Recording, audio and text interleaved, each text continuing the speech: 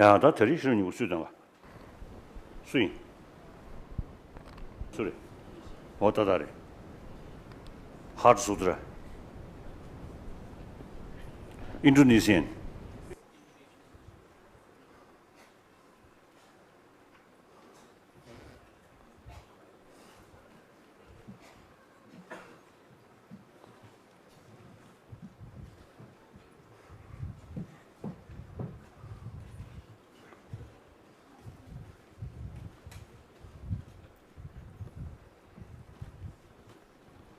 Oh, you looks like European. Oh, maybe Dutch, isn't it?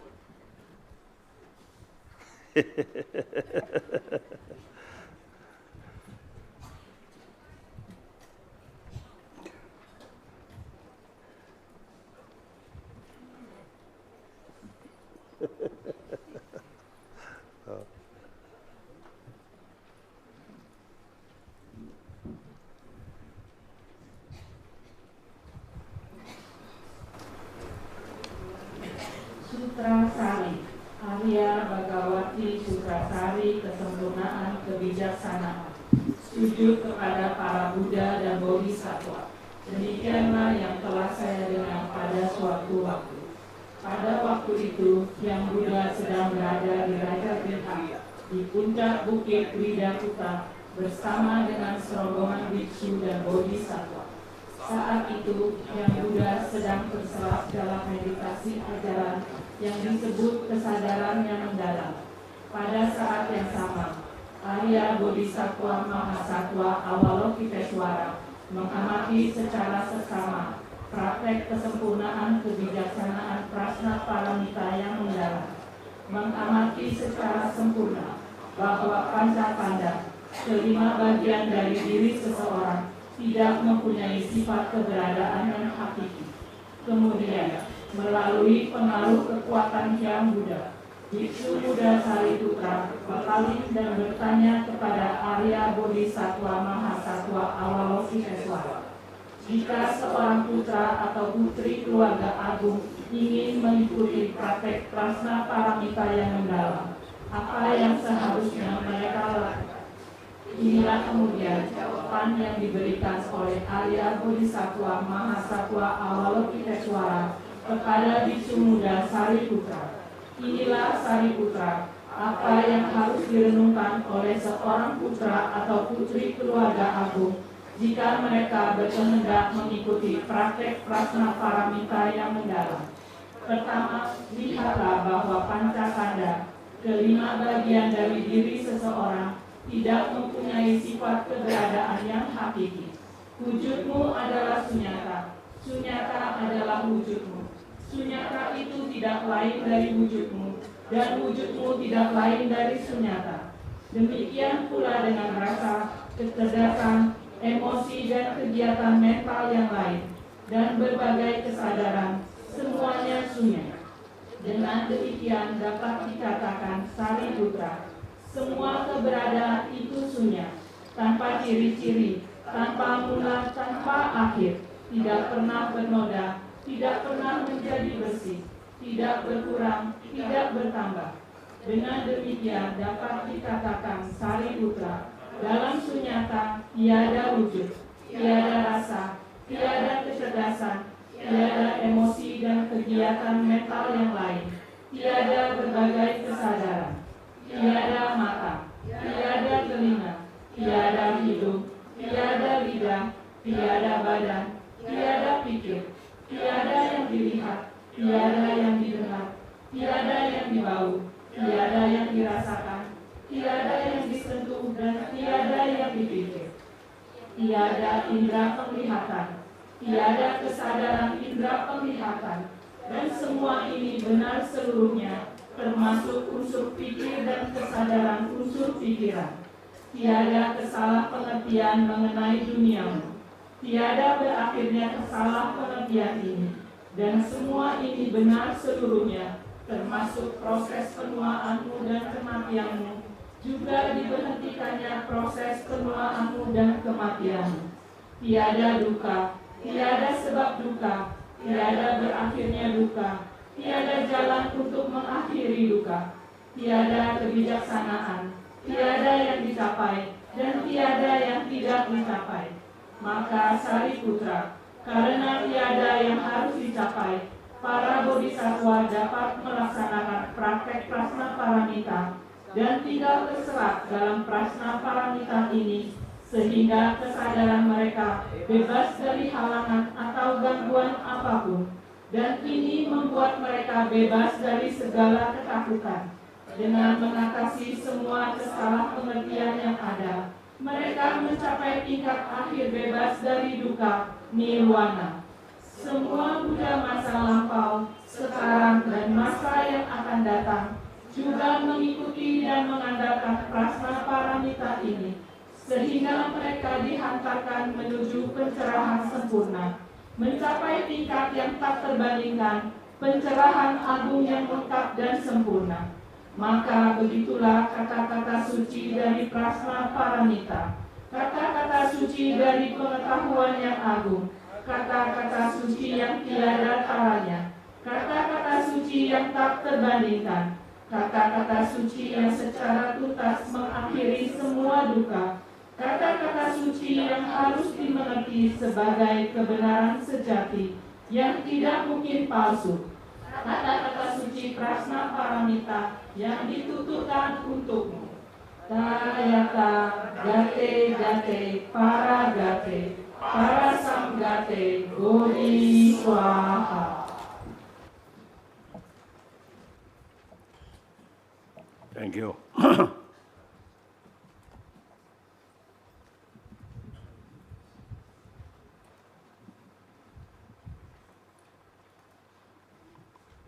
Thank you.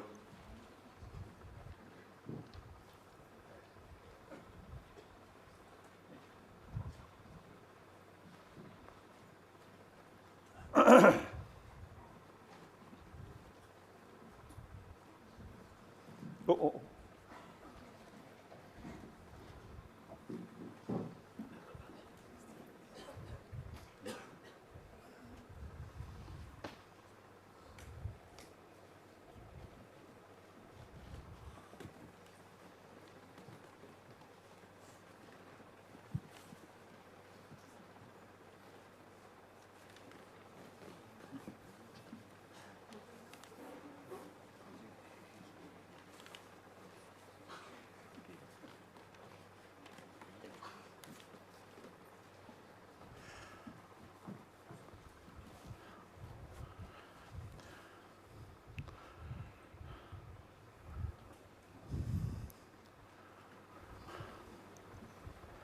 Some of you may know through Tisha Dipamkara, so we Tibetan Buddhism also have some connection with Indonesian Buddhism in ancient time.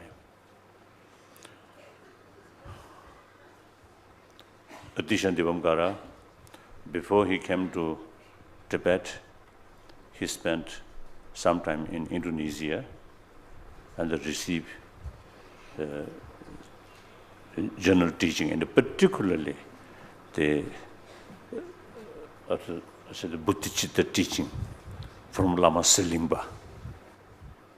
So maybe Tisha Dipamkara, of course, he came from Bengali, so his mother tongue, Bengali, I think. So since he spent some time in Indonesia, he may know Indonesian language, maybe. So like that. So indeed, I'm very happy. Thank you.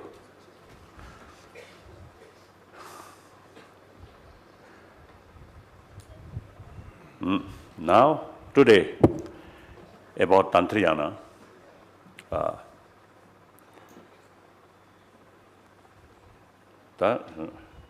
Of course, through Tibetan. Da sanga doji tekbe che di conditions level ina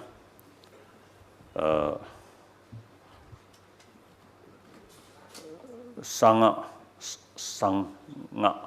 doji tekwas dan 식시도가 다 식시기 상세의 가르쳐 것을로이나 영자지 말이지 좀 전에 이 송배 거둘이네 영자지 송야 말이 자 뒤에 냠니 제배 거둘이 상시 배배 주고 하지 제배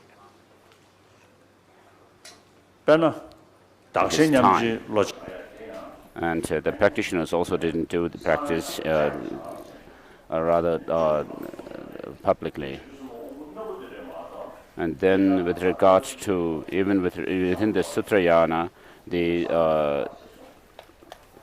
Bodhichitta, cultivation of Bodhichitta through this means of equalizing and exchanging self with others was not a practice which was given in the public.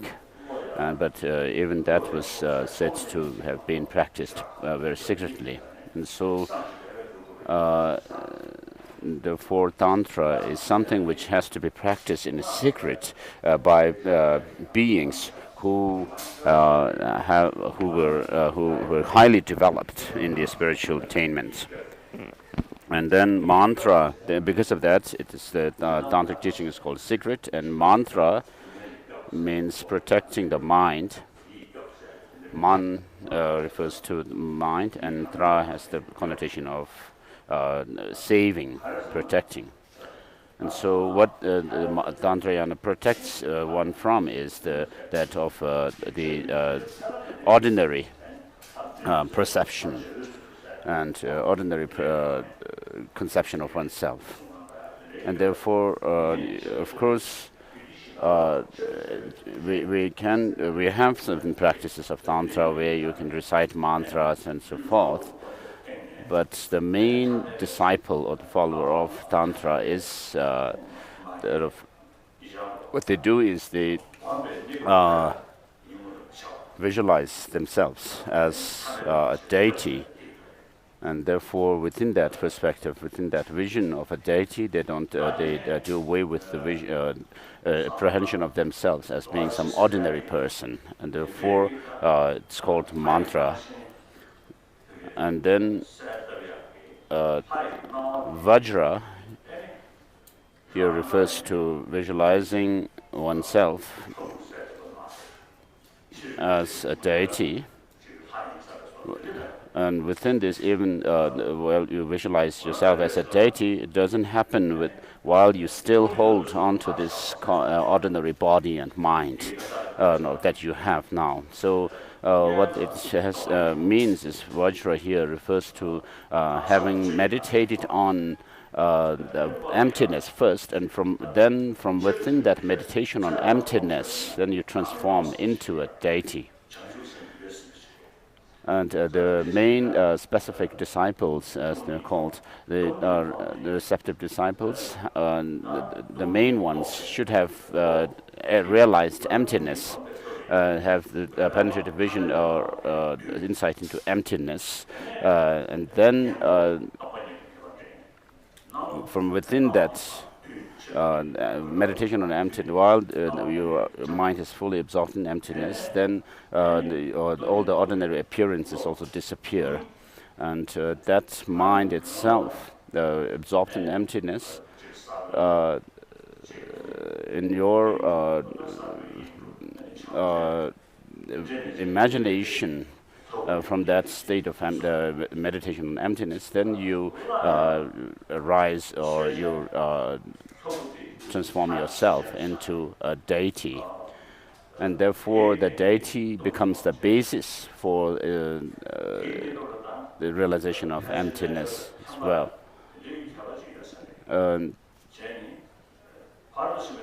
So when you do that, there is some significance of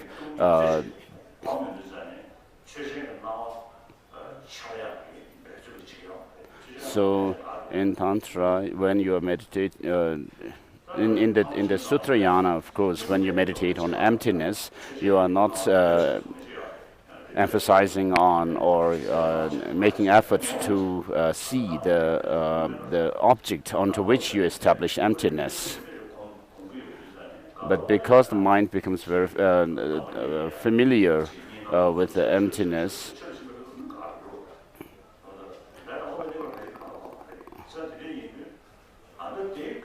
And of course, as the practitioner progresses in his or her experience of emptiness deeper and deeper, then there may be a time when all the rest of the objects, the conventional objects, might also disappear from their vision while they are absorbed in emptiness.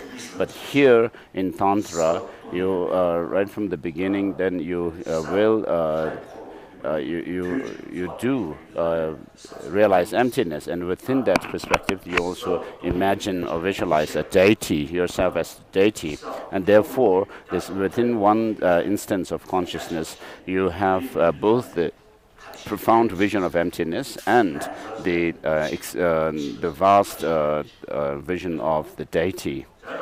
And therefore, these two become indivisible in tantric practice of deity yoga. And so, you arise into a deity from this state of mind which is absorbed in emptiness. So when you, within that experience, when you think about an I, then this I is designated, or it happens, the sense of I happens on the basis of the visualization of the deity. And therefore you have what we call the divine pride and the clear vision of a deity. And so that is the meaning of Vajra here. And then Yana, or vehicle, refers to the means by which you travel to the destination of enlightenment. So that which leads you, that means, but that leads you to that and to the goal, is called the vehicle. So that's why we have the term secret mantra, Vajra, vehicle. So why do we need to have this pure vision of yourself as a deity and the divine pride of yourself as a deity? If you say it's just because this was what the Vajradhara has said, then that's not enough.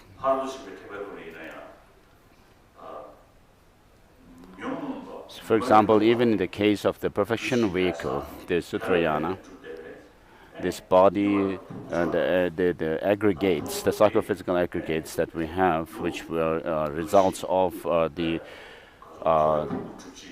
results of this samsaric psychophysical aggregate, which are the results of our ignorance and the karma and delusions.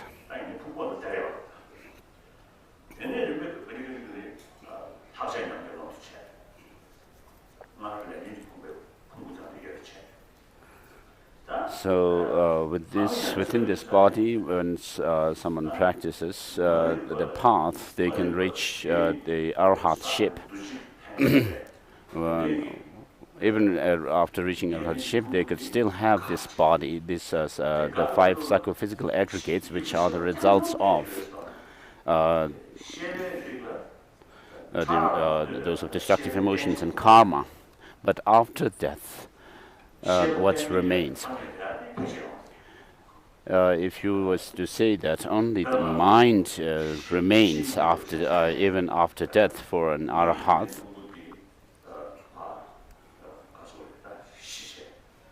so for example, in our case, when we die, this body, when a person finishes his or her lifespan, then he's said to have died. And so the consciousness, your consciousness has left the body and has severed its connection with the body. But while you are in the clear light state, it is a very subtle consciousness. So when this karmically obtained psychophysical aggregate has stopped, then there should be this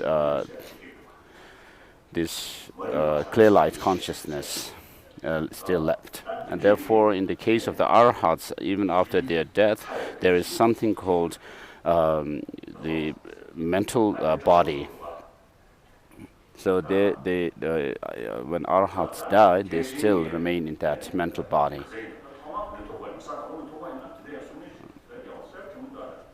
I'm not clear about it, but for the Mahayana practitioners,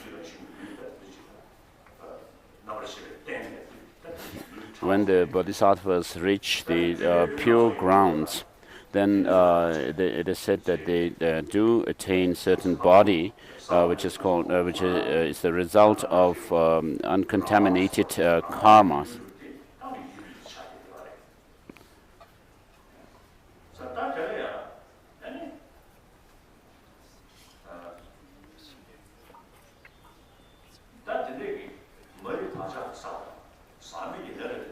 So this kind of was mental body that the bodhisattvas attain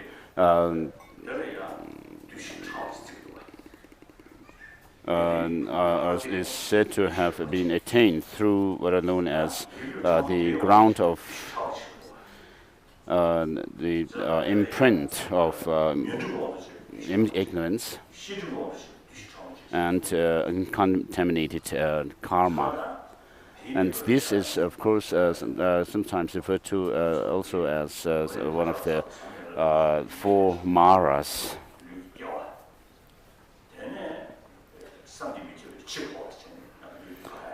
And so even after having attained that kind of mental body, then there is also death of that for bodhisattvas.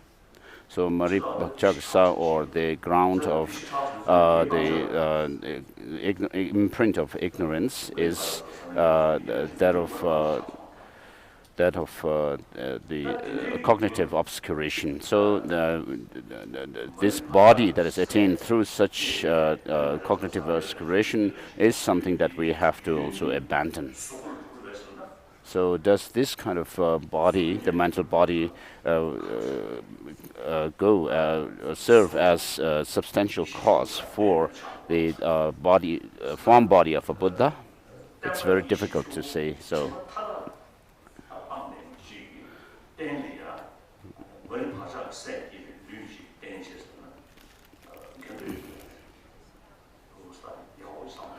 So if you say that this kind of body serves as a substantial cause for that of the wisdom dharmakaya, then the cause and the result are not compatible with each other. So it's very difficult, because this body, the mental body, is still contaminated. And the Dharmakaya, or the wisdom body, is something uncontaminated. So at the time of the Buddhahood, what you attain is that of being able to serve others effortlessly. So for that, the 3 secrets of body, speech, and mind have to be of one taste. So it's very difficult for that kind of the 3 secrets of body, speech, and mind of a Buddha, which are of one taste, to have come from that of this mental body that has come from some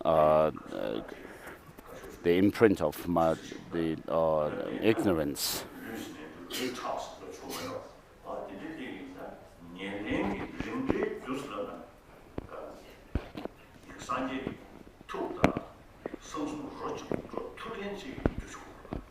So for that wisdom body of a Buddha, you should have something which is which has similarity in aspect to it. As at the causal level, the cause has to be something which is similar to that result of the wisdom body.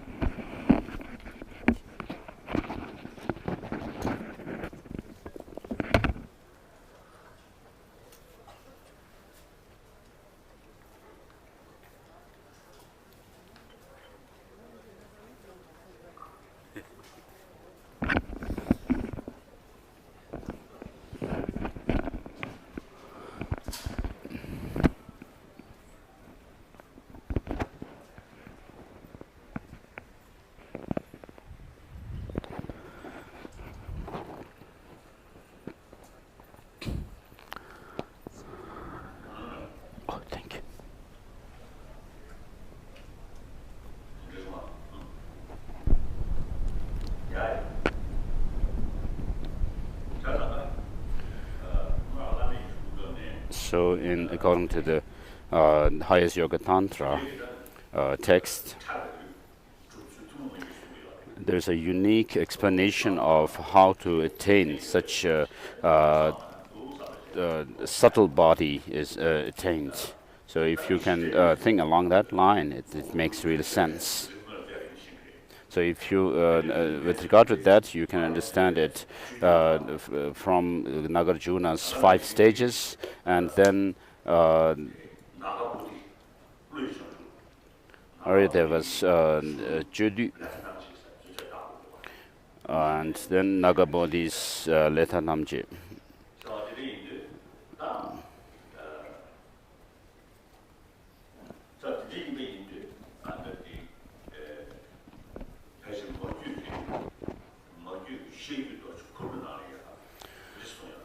In Mother Tantra, the Shigyu Doji Pur, the Vajra tent,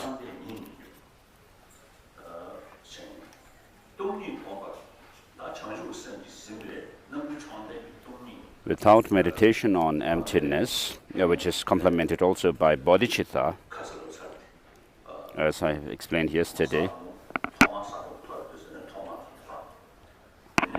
So, as we explained yesterday, you do away with certain destructive emotions and reach the path of seeing. And then at the beginning of the 7th ground, then you do away with the destructive emotions completely. And then during the next 3 Bodhisattva grounds, from the 8th to the 10th, then the cognitive obscurations are combated and overcome. So what this shows is, by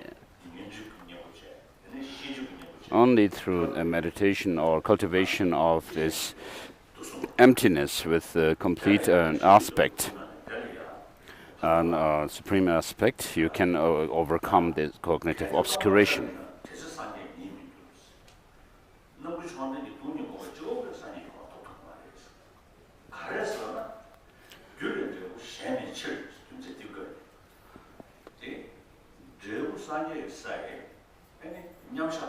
So Nagabodhi says that if emptiness were the means, then that alone cannot lead to Buddhahood, because there is no cause at the causal level. There is no cause which has a resemblance in aspect to that of the resultant state of a form body of a Buddha. Although there is a path which has the same resemblance of the wisdom body of a Buddha during the causal stage, that wisdom is completely free from all duality.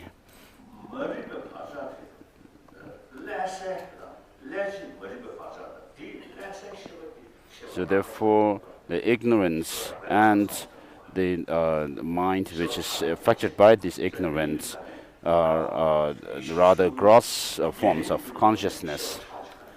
And whereas the substantial cause of the wisdom body should be a subtler state of consciousness. And therefore, if you look at this Nagabodhi's text, you will understand this to be true.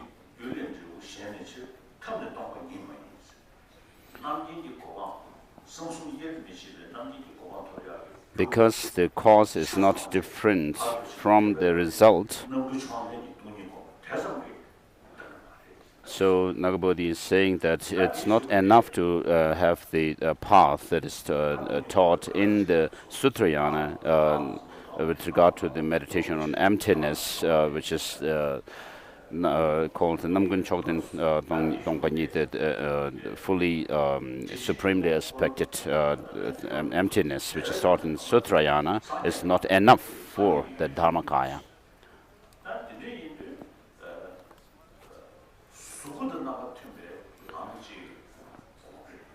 And therefore, Nagabodhi says that we also should have a path which resembles the form body of a Buddha. And also we should have a path which has a resemblance to the wisdom body of a Buddha. Of course, with regard to the second one, there is something which is taught in the Sutrayana. But then, with regard to the former, the cause which has a resemblance to that of the form body, it is not taught in the Sutrayana. In Sutrayana, or perfection vehicle, in the process of training on the path of enlightenment, Buddhahood, the Bodhisattvas, of course, after coming out of their meditation on emptiness, they engage in practices of generosity and so forth for accumulating the merit for attaining that of the form body. So, the cause at the causal level, the cause which has some resemblance to that form body of a Buddha is that of the within the context of Tantra. Then you have to meditate yourself as a deity. So why you need to visualize yourself as a deity is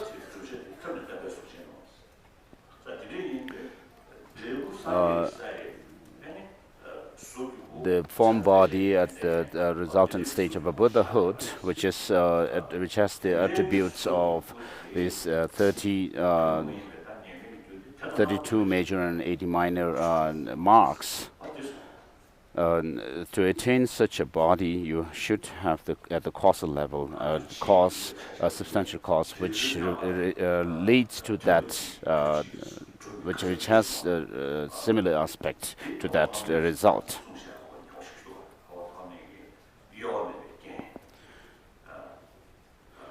And then, with regard to the causes, Asanga mentions unwavering condition, impermanent condition, and then potential condition. In Sutra, Buddha says, because of this, because this exists, that arises. Because this takes birth, that also takes birth. And then, because this stops, that also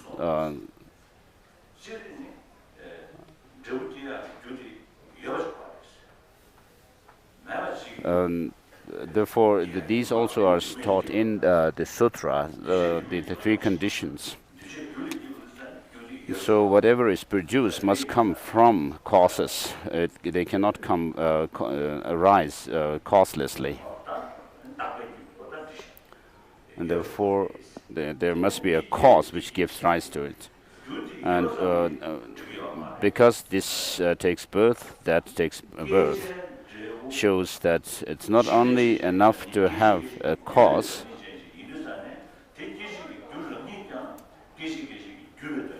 what it shows is that if as long as there is a cause which gives rise to something, the effect, the cause which gives rise to its effect must be something impermanent. So the cause itself, which gives rise to its effect, must come from its own cause. And then, with regard to the potential condition, sorry. So whatever the effect is, that effect must come from a cause which has the potential to give rise to it. Otherwise, the different results will not come about. So just as this is the case with the external world, similarly, in the case of the internal world, we are talking about Buddhahood, which is qualified, which is the nature of the four kayas, where the three secrets are of one taste. For that kind of resultant stage, you have to have a cause which has a similar aspect or resemblance to that. So this mind that we have now, which is full of ignorance, bound by ignorance, cannot in itself become the cause of Buddha's mind. So the Buddha's three secrets of one body, speech, and mind, which are of one taste. In the language of Goya Samaja, we use the term the union. So the union at that level of Buddhahood, the stage of normal learning, has to come from the union at the trainee's level.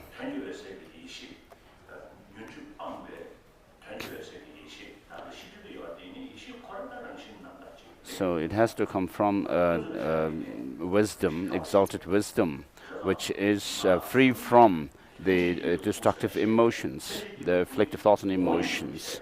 Of course, even after having attained the meaning clear light, the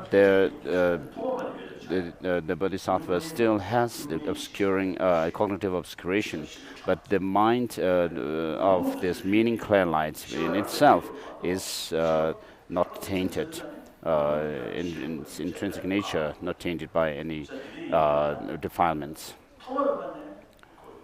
And so, since time beginningless, not only that the mind is empty of inherent existence, but the mind, the basic nature of the mind is not tainted or by defilements. And therefore it is also termed as the all-excellent. So when we say there's no beginning to the self, this is the basis for such thinking, such thought.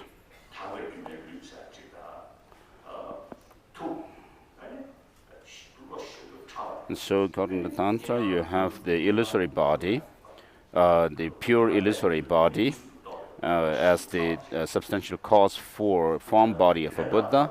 And then for the Dharmakaya, you have that of the mind, which is free from that of the duality, dualistic appearance.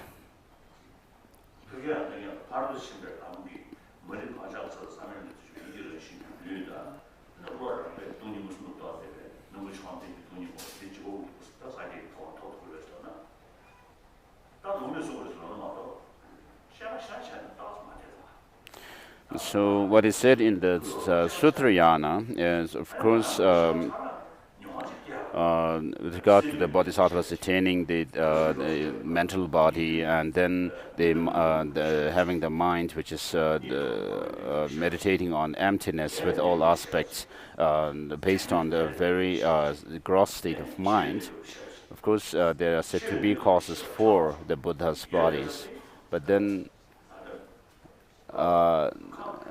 it's very difficult to try to prove that these can go to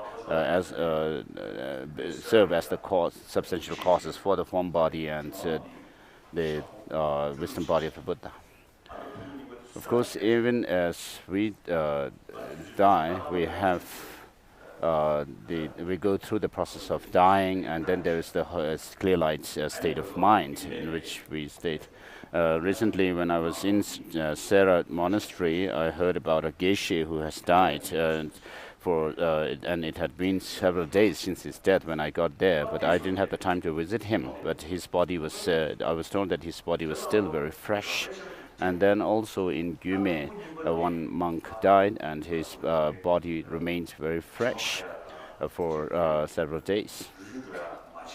So why does this happen, that even after someone's clinical death, their bodies do not decay and smell? So our explanation is that because there is still the subtle clear light mind in the body. So scientifically, what we could say is that the neuron, the brain has stopped working. But even after the brain death, the body doesn't decay because of this clear light mind. So once the clear light mind leaves the body, then there are indications of it, such as the fluids coming from the nostril, and then the body shows signs of decaying. So perhaps it's been about 15 years. 15 years ago, some because we are I have discussions with scientists, and at that time the scientists left some machine with me to check people who are going through death and undergoing death. In the beginning, earlier we had one or two persons in Dharamsala who died, but we didn't have the machine. But once they left the machine, we didn't have anybody whom we could check. So I have told the scientists that perhaps we have to ask somebody to die, and then so that we can use the machine to check what is going on during that. So if we had somebody who can do that, but then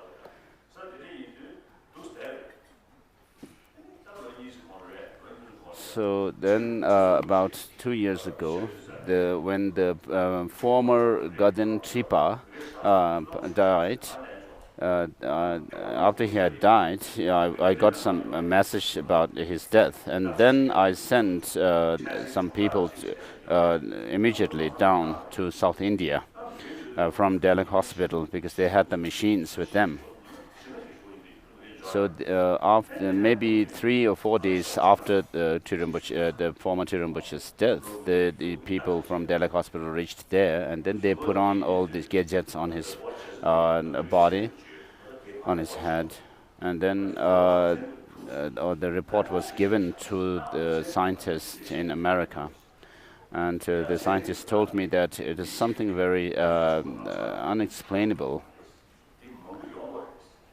So according to science, to make it a scientific finding liable, they should have more numbers of people that they can do this kind of test. So although we had few people, like two more people in Sera and Gyume who died in the meantime, we didn't get the message in time, and therefore we couldn't test them.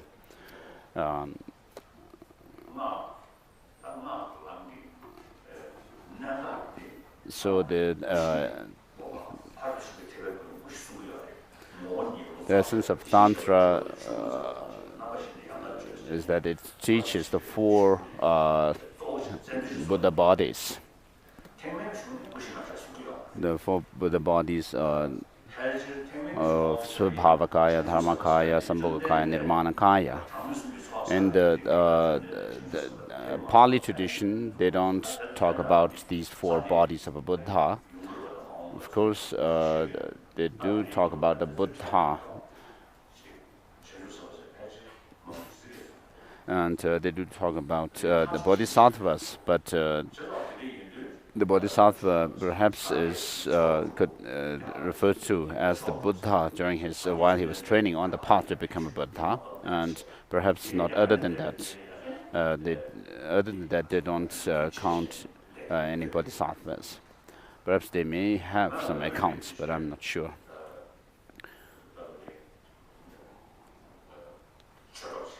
I have an American friend, a nun. She does some research, and what is said in the Pali text. One time she said she went to Thailand to do her research, and she told me that one abbot of Thai monastery told him,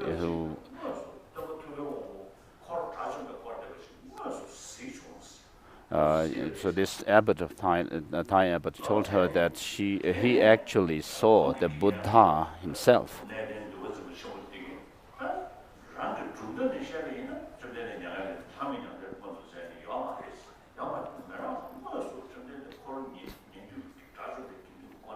So although according to the Bali texts, according to their own tenet system, the Buddha cannot exist at that time when he saw it. But then this abbot was told actually by his teacher that this teacher saw the Buddha, and the teacher was had told him that according to our own tenet system, we cannot accept the Buddha still existing today. But then this is what I saw actually. And this student, the abbot, told this to the American nun, and also the abbot himself had one time gone to China, and in one of the temples he was praying.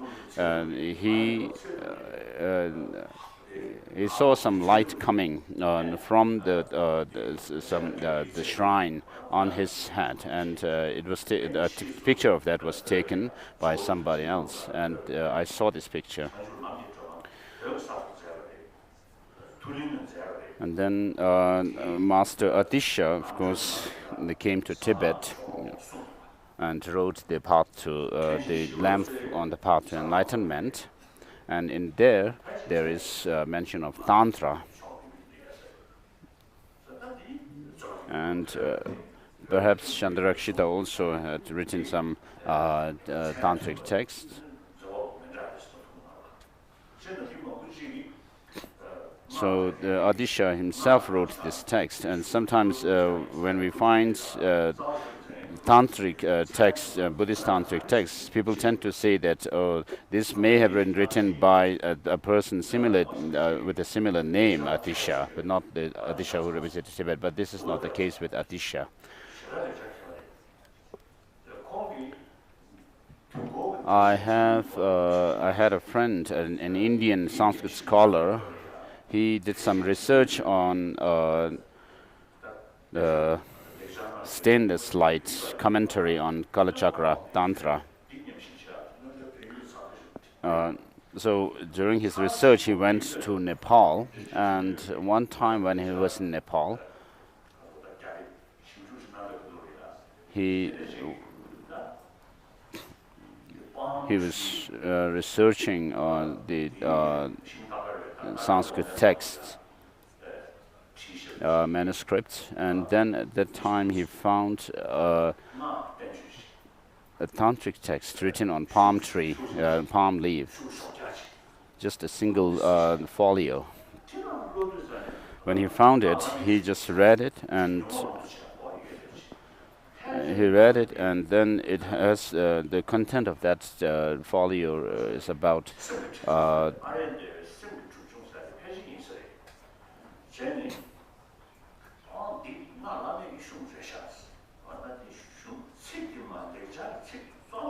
so he found that when he read it, he said that this text was written, this folio, the text was written by Aryadeva, who also wrote the 400 verses of.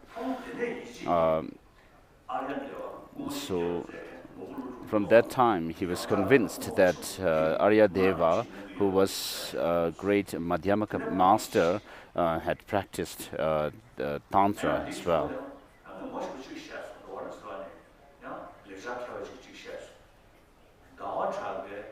And then another Sanskrit scholar from Varanasi told me that the style of writing of Master Chandrakirti, in his writing of the Prasanapada, his style of writing in Prasanapada was similar to that of the style of writing in the Pradipodhyatana, or the clear lamp that he wrote.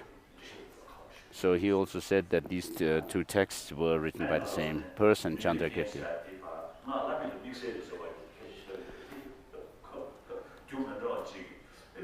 So with regard to the potential condition, perhaps we may, if we are not able to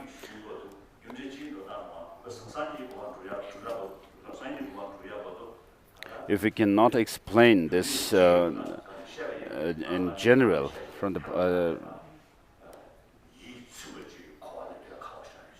unless we rely on the highest yoga tantra for this kind of detailed explanation, then it's very difficult to explain some things. And therefore, unless we can accept that the four Buddha bodies, just relying on the Pali text is not sufficient to explain the Buddha.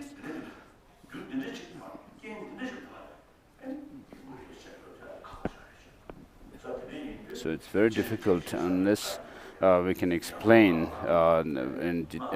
precisely the workings of this causality. It's very difficult for us to explain in general terms. Did I talk too much?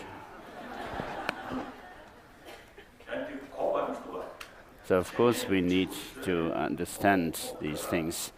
Otherwise, if I just ring the bell and recite the Om Savatathagata and all these mantras, you will not have any understanding. So it's, I should give some more explanation. Otherwise, it's not enough.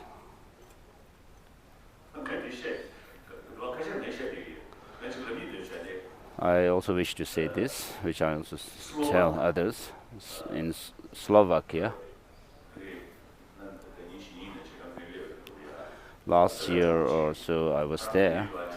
I met a Tibetan friend, one Slovakian, and he's very fond of Tibetan culture and religion. And he, at that time, he had an exhibition. He's made beautiful mountains from the cotton, and then he has also made models of monasteries and so forth, and then also lots of pictures of monasteries.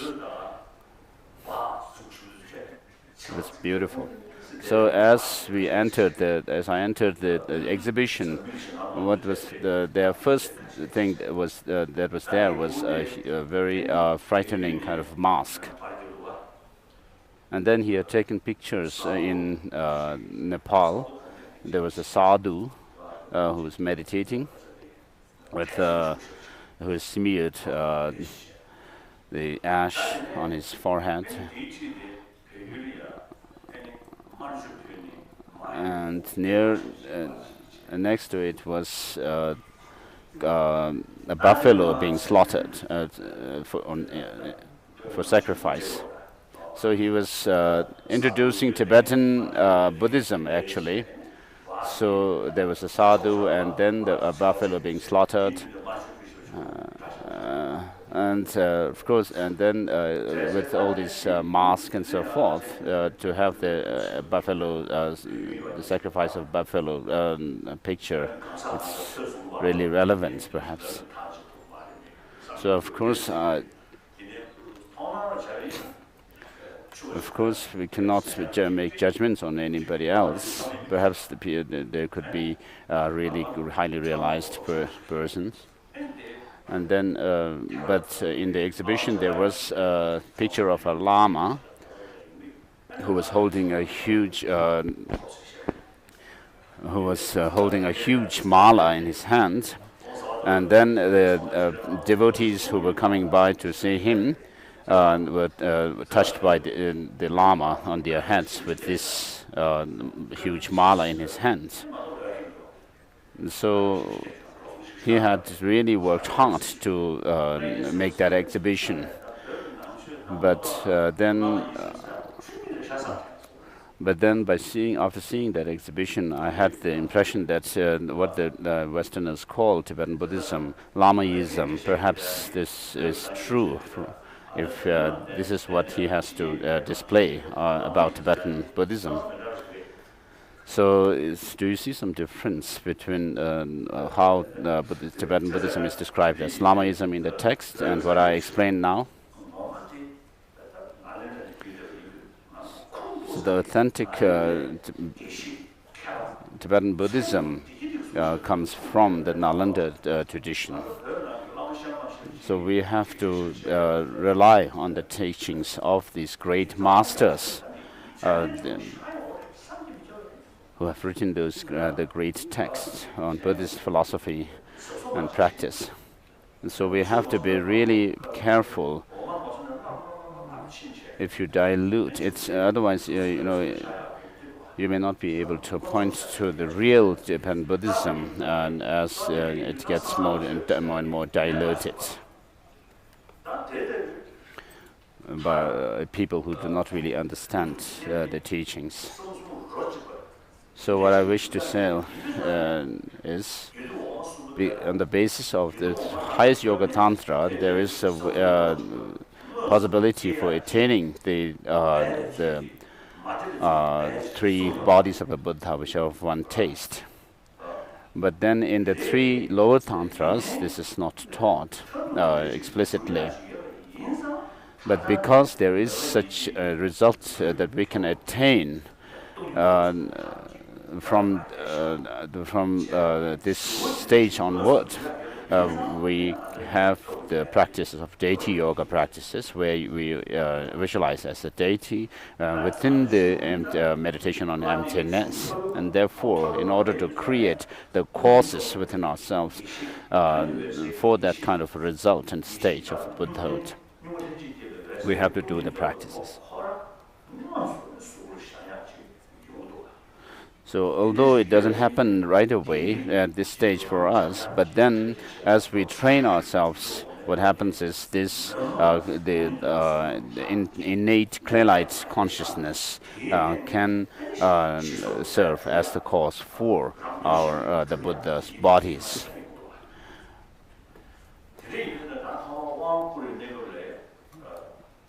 And so on the basis of this clear light mind, we do arise or transform ourselves into a deity, and then do all the rest of the practices related to the Bodhisattva path.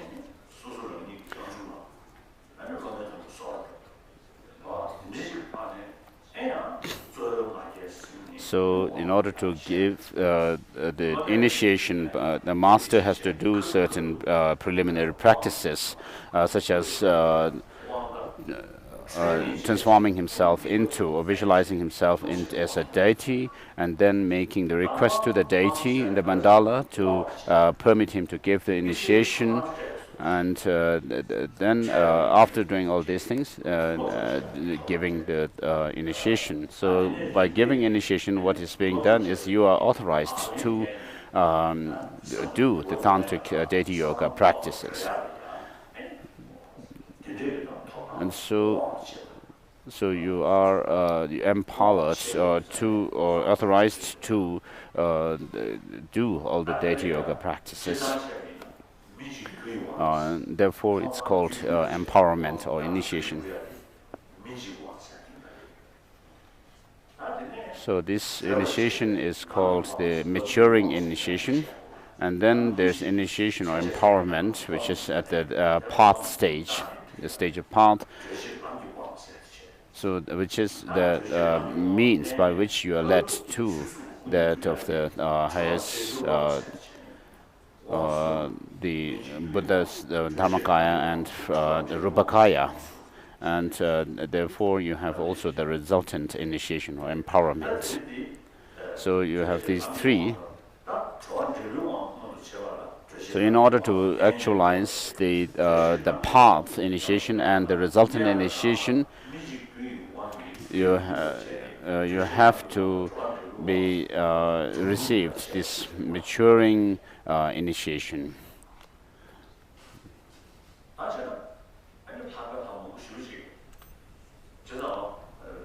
So there are many different meditational deities. On the one hand, we say that there is no creator. Buddhism doesn't exist except theistic, creator God.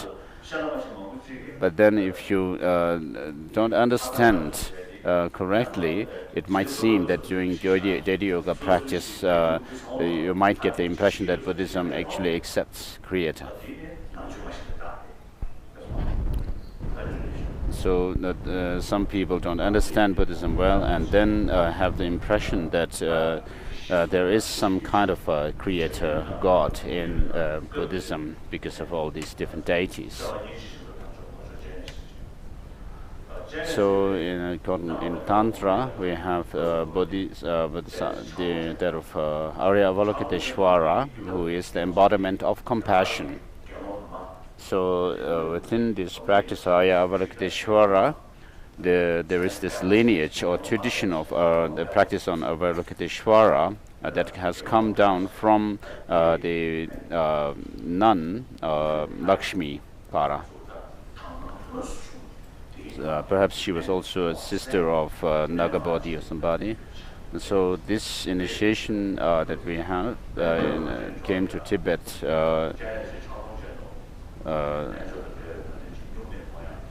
concerns that Avalokiteshvara with 1,000 arms and 1,000 hands and 1,000 eyes, and it has been really beneficial in Tibet.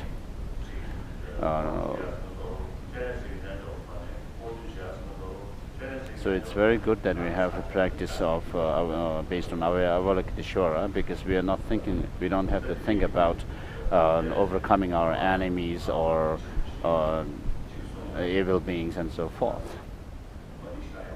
In Tibet, one master, Deti Rinpoche or somebody has said that when you recite the Om Mani Padme Hum mantra of Avalokiteshvara, what you think about is that of the suffering of the sentient beings in the 6 realms of existence. Otherwise, when you recite mantras of other deities for power and longevity and so forth, you immediately have some expectation for yourself for long life or power and so forth. And so unlike these, the mantra of Avalokiteshvara has this effect of thinking about the suffering of other sentient beings.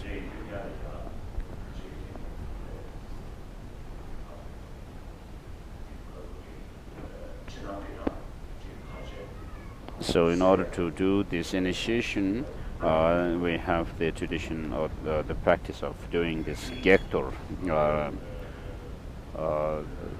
dharma offering to drive away any interrupters who might otherwise hinder this practice of the initiation.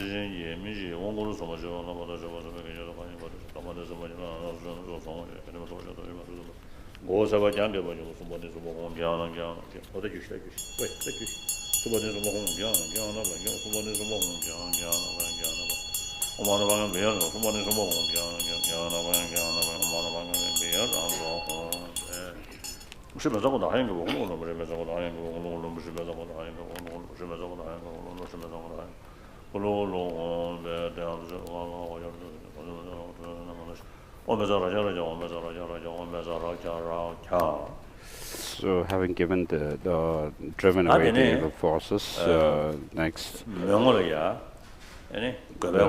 master has created a virtual fence around the space of where the initiation is giving.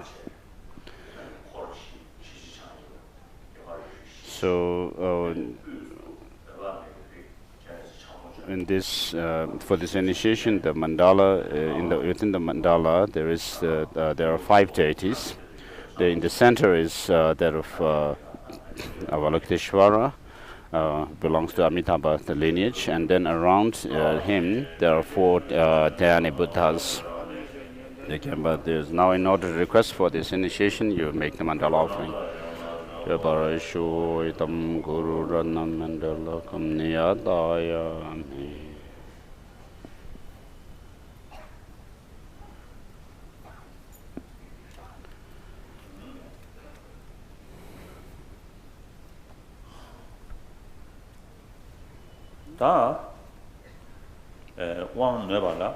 In order to receive the initiation, you have to first have the correct your motivation. For that, in the general Tantra of the Kriya Tantra,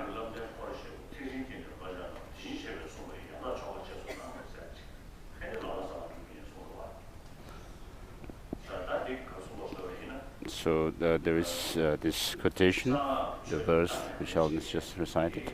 What it means is the tantric practitioner, amongst the tantric practitioner, we have the 4 sangha members. So, practitioner has to be any of these 4 sangha members. What the 4 sangha members are the bhikshus and bhikshunis, and then the upasaka and upasikas, male lay practitioners and female lay practitioners. And in the Chinese tradition, we have, of course, the Bhikshuni and Bhikshu lineages. And then, of course, there are people who have taken the lay vows, lay practitioners' vows. So if you could take the vows of a lay person, then we can have all 4 sanghas, sangha members. So for these, for the upasaka upasikas, you have the 5 verse vows: abstaining from killing human beings, and telling big lies, and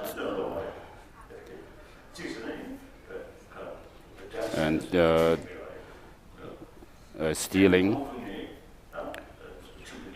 and then sexual misconduct, and also drinking alcohol. So, with regard to these vows, of course, even in terms of from the legal point of view, if you kill somebody or if you steal things from people or lie, then what happens is you go to prison sometimes. And then, with regard to the lie, here the lie is the big lie where you claim to have some kind of a realization, even if you don't have them. This is more the lamas who sit on throne and give teachings to others are more prone to this kind of lie, perhaps. But not ordinary people may not be so. There may not be so much danger for them.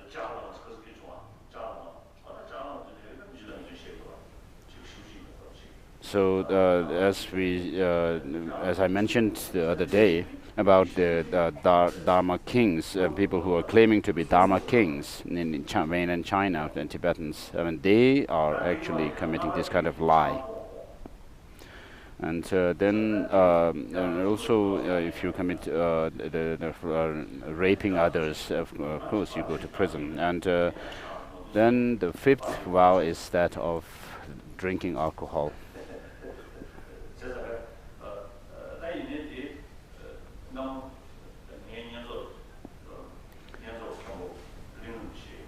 So my master, precept master of my bhikshu ordination, Ling Rinpoche, my late, one time one Tibetan came to Ling Rinpoche and took the Upasika vows. And this man, after taking the vows, Ling Rinpoche explained the vows, and then the man said, "I cannot give up drinking alcohol." And then Ling Rinpoche had to say that, never mind, you can take a little bit of chang. So if you can, of course, give up drinking alcohol, please do so. If you can't, then take a little bit, and do not take alcohol to the point that you get drunk.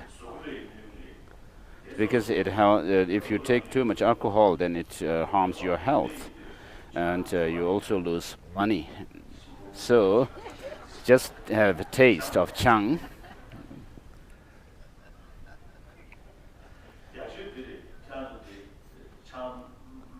The best is you have a tradition of smelling the alcohol in the West. So perhaps that doesn't really, that's not too bad if you just smell the alcohol. So if you can keep all these 5 vows, you are somebody who is called Yongzok Gyenyen, which means a Gyenyen Upasika, keeping all the vows. Or you can keep, there is an Upasika who keeps only 1 vow, or some of the vows, or most of the vows, and then all 5. So if you think that you can keep all the 5 vows, please take all the 5 vows. If you can't, whatever number of vows you can take, please take them. So you have to be clear. So those who wish to take the vows, Upasaka vows, please stand up and make 3 prostrations to the Buddha, thinking that the Buddha himself is here in person. It would be best if you can prostrate, stand up and then do the prostration. Otherwise, you can just kneel down and do your prostration if you can't.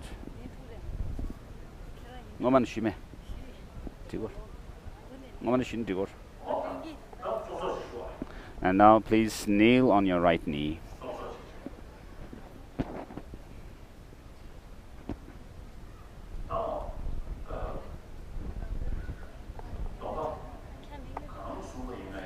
Whatever vows number of vows you take, they have to be taken with the basis of taking refuge in the 3 jewels, Buddha, Dharma, and Sangha. On the basis of the taking refuge. These 3, the Buddha, Dharma, are the refuges, the real refuges for those who wish to reach liberation. So the actual refuge is that of cessation, Dharma, and here the cessation could be understood in terms of liberation, the nirvana only, or particularly here in this case, you should think of you should aspire to attain that of the Svabhavakaya of a Buddha, which is a part of Dharmakaya. And so whichever number of vows you are going to take, please be clear in your mind. And so you would think that you're going to take this vow, and please repeat these lines after me. Please repeat these. Please repeat. Lobin Gonsusul. Master, please pay attention to this saying. Okay. So say your name, please. From now on, until my death, I take refuge in the Buddha.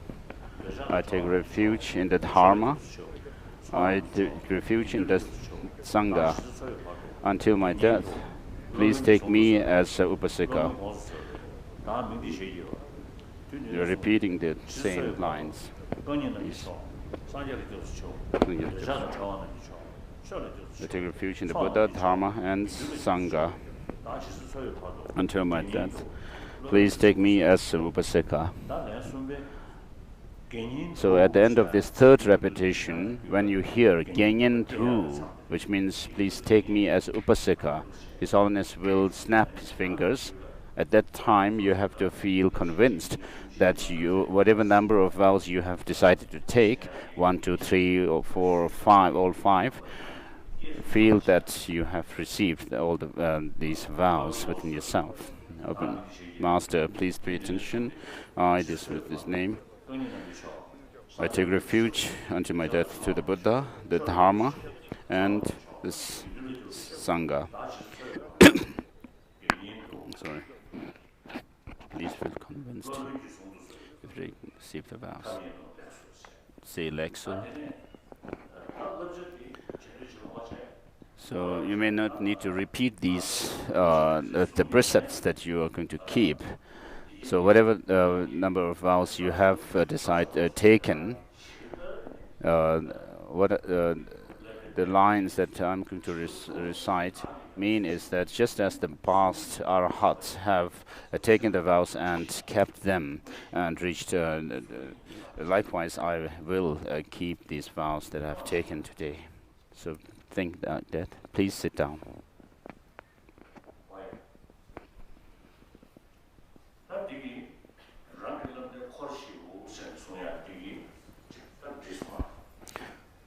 So this, with this, since people have taken the Upasaka vows, then we have the 4 Sangha members. And then in the general Tantra of Kriya Tantra, it also mentions that of cultivating or generating Bodhichitta.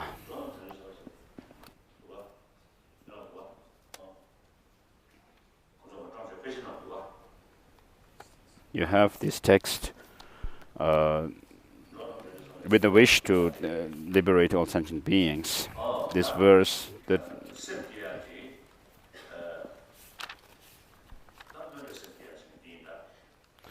so here first we are going to go do the generation of aspiring bodhicitta. On page number 6. So in front you visualize the Arya Avalokiteshvara in the mandala, and in the space around that mandala, then please imagine Master Nagarjuna and his disciples and the lineage holders, and then also Master Asanga and the masters in his lineage. And so since we are going to, this is being done in the Tibetan tradition, please also imagine all the masters of the Nyingma, Sakya, Kagyu, Geluk lineages.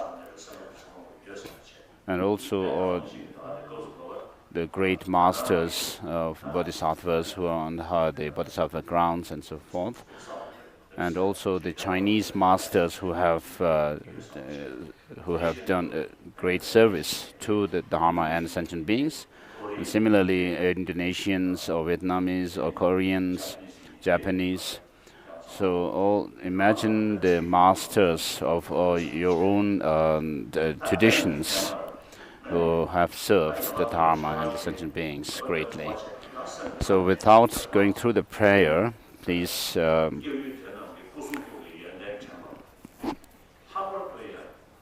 reflect on the great qualities of the Buddha, body, speech, and mind of these masters and the deities, and especially their the Bodhichitta, the compassionate heart that they have, and the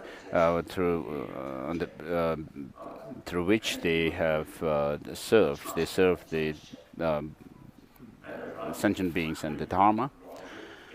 And so, without having to go through the prayer, we are going through the seven limb prayer. So you do first prostration to these masters and the deities, remembering their qualities, and then make offering. You're offering your body, speech, and mind to the Buddhas and Bodhisattvas that you have imagined, and the Buddhas of the past, who have the Buddhas of the present, and the Buddhas who will come in the future. All of them are have served the Buddha and will serve and are serving the sentient beings. And therefore, since the Buddhas are there only to serve other sentient beings, for the welfare of other sentient beings, if you also offer your body, speech, and mind, you are doing the practice of following their footsteps in serving sentient beings.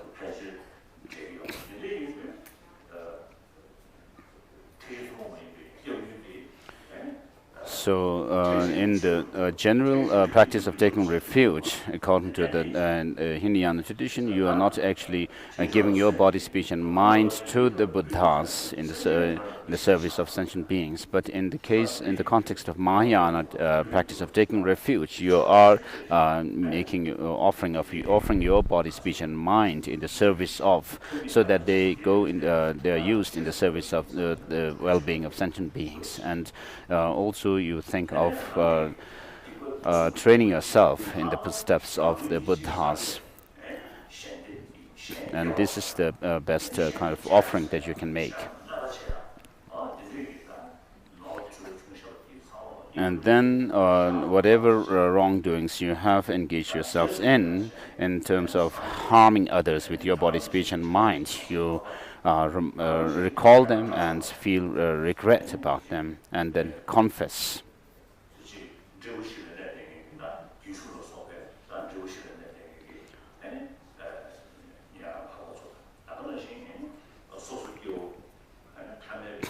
And then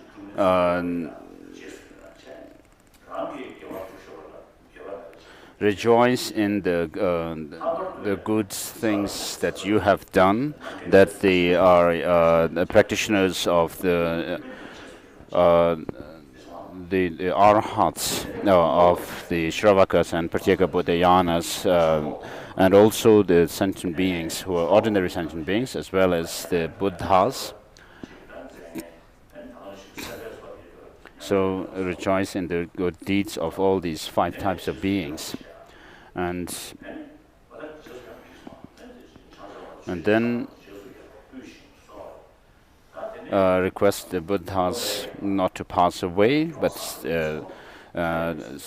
stay in the world for the benefit of all sentient beings, and then request them to turn the wheel of the Dharma or give teachings for the benefit of Dharma. And so all these different practices, or this from beginning from the prostration down to, and dedicate all these for the benefit of all sentient beings, to become a Buddha for the benefit of all sentient beings. So with this, having done these 7 limbs, now please kneel on your right knee, and everybody repeat these lines after His Holiness for the aspiring Bodhichitta. Please repeat. With a wish to free all sentient beings, I shall always go for refuge to the Buddha, Dharma, and Sangha until I reach full enlightenment. Enthused with wisdom and compassion, today in the Buddha's presence, I generate the mind of full awakening for the benefit of all sentient beings. So, as long as space remains, as long as sentient beings remain, until then, may I too remain and dispel the sufferings of the world. From the beginning, with the wish, free all beings, I should go for refuge to the Buddha, Dharma, and Sangha until I reach full enlightenment. Enthused with wisdom and compassion, today in the Buddha's presence, I generate the mind of full awakening for the benefit of all sentient beings. As long as space remains, as long as sentient beings remain, until then, may I too remain and dispel the suffering miseries of the world. Now, at the end of the third repetition, feel determined that you will work to attain a Buddhahood for the benefit of all sentient beings.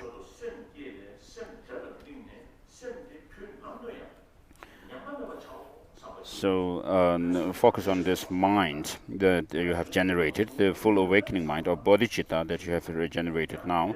Then make resolution that you will never give this up. And done with the wish to free all beings, I shall go for refuge to the Buddha, Dharma, and Sangha until I reach enlightenment. Enthused with wisdom and compassion, today in the Buddha's presence, I generate a mind of full awakening for the benefit of all beings, sentient beings. As long as space remains, as long as sentient beings remain, until then, may I too remain and dispel the miseries of the world.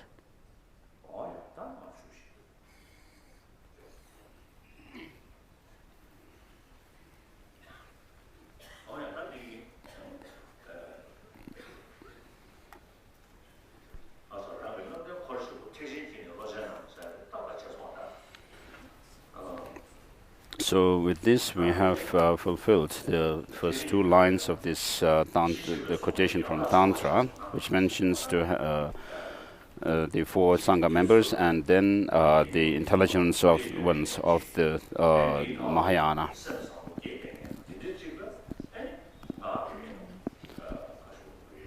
So it is said that the tantric initiation and tantric instructions should be given to such a person who has who fall within the four sangha members, and also have on top of that having taken people who have taken the bodhichitta or generated bodhichitta.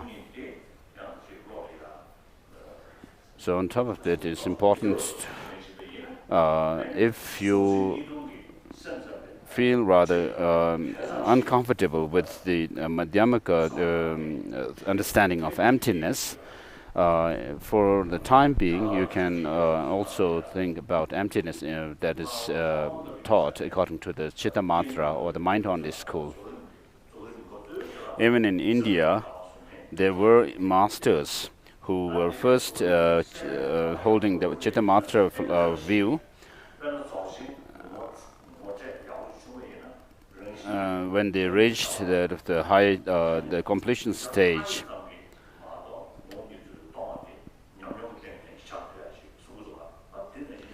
so the masters of India were said to have entered into the Madhyamaka, the final view of Madhyamaka. And so, just as this is like similar to the Dzogchen tradition, where it is said that after having trained the disciple for some time, there comes a time when the mind of the disciples enter or are able to become receptive to this, the final view of emptiness.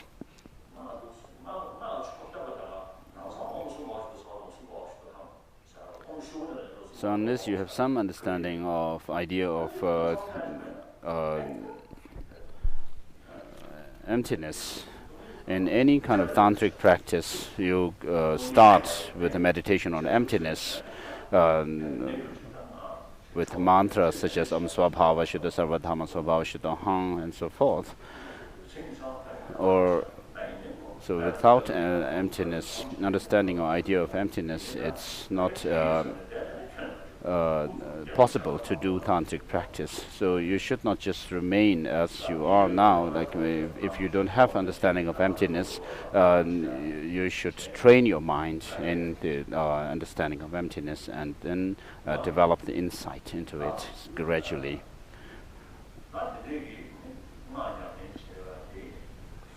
So to practice Tantra, the motivation that you should have should not be for longevity or for power in this life.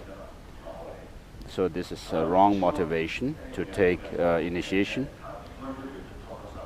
and also to think of having a good rebirth in the next life, or to become enlightened just for yourself alone.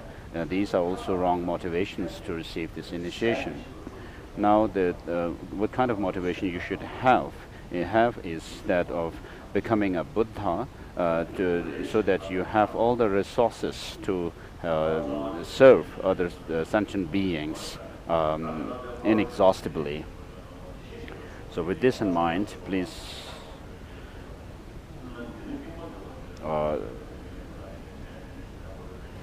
have this highest motivation. Generate this highest motivation within yourself.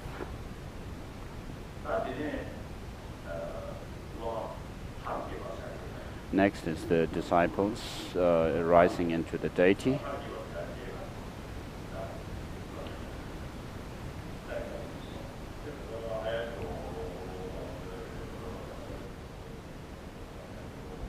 So meditate. So just as I said earlier, first think where this I is. You have a sense of I, but just think where this I is.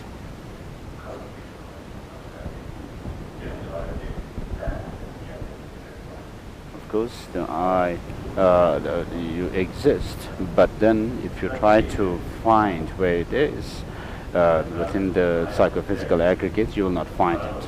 You cannot point to anything as being yourself. When you look at me, you see me, and I see Dalai Lama. Of course, that is a valid cognition. But then, if you check where I am, you can say I see Dalai Lama's body, I can hear Dalai Lama's speech, but where is Dalai Lama? Really? So do you see Dalai Lama really? You see my body, you hear my voice. Where is Dalai Lama? Just reflect. And this also goes, is similar. This is same with the Arya Avalokiteshvara. You cannot point to anything of his body or the Dharmakaya, the wisdom Dharmakaya of Avalokiteshvara as being Avalokiteshvara himself.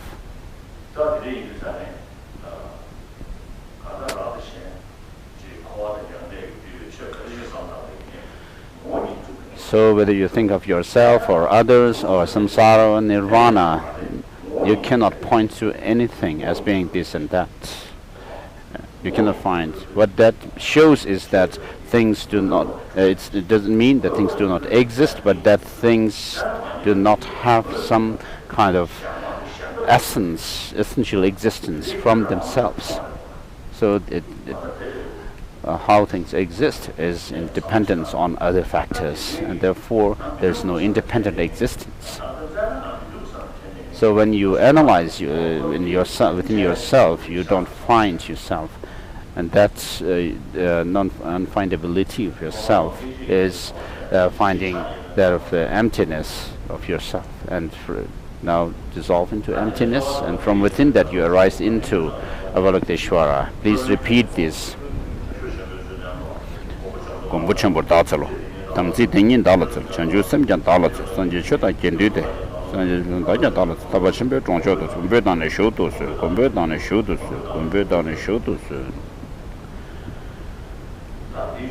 So you have requested to let you into the mandala. So next comes bearing a very firm belief in Tantra, which I have explained earlier. So you have to have a very firm belief in the Tantra. So please think that you are being instructed about that.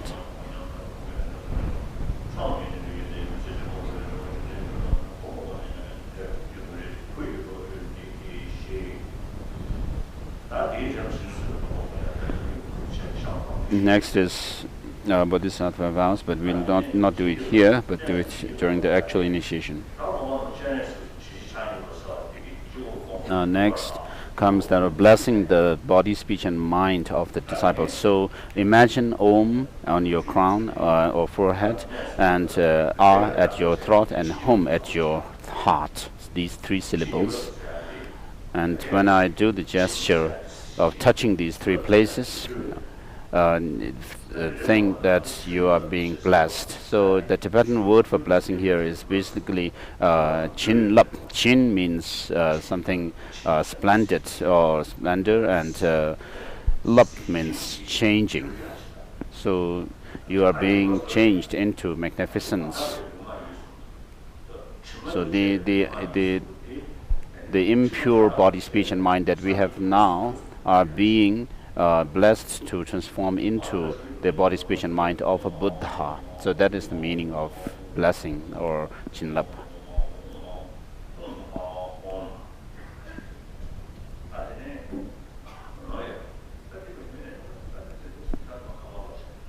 And then having blessed your body, speech and mind as the body, speech and mind of Avalokiteshvara, you are offered these different offerings of flower, incense for your nose, lamp for your eyes, perfume at your heart.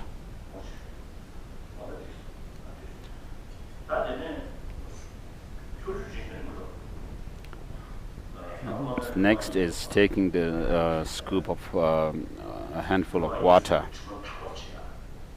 This is meant for purifying the negativities of body, speech and mind of the disciples.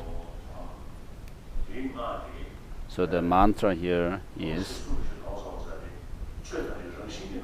Om Shri Svabhishuddhama Sarva, and so forth. So because all phenomena are free from intrinsic existence,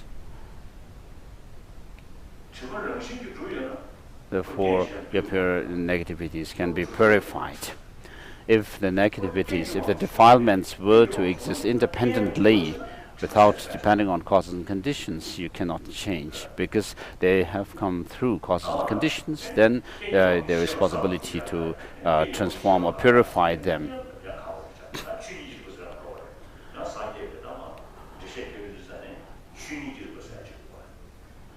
And then in Buddhist philosophy, we have something called a natural principle of nature. So when it comes to consciousness, the fact that some state of consciousness arise and then cease is can be explained on the basis of this principle of nature.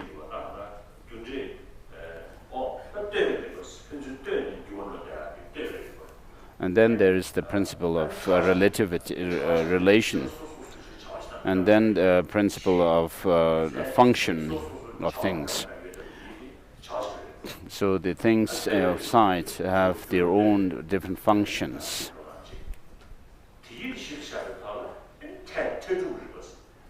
And then there is the principle of conclusiveness. So the fact that the mind has the quality of clarity and luminosity and awareness is nature.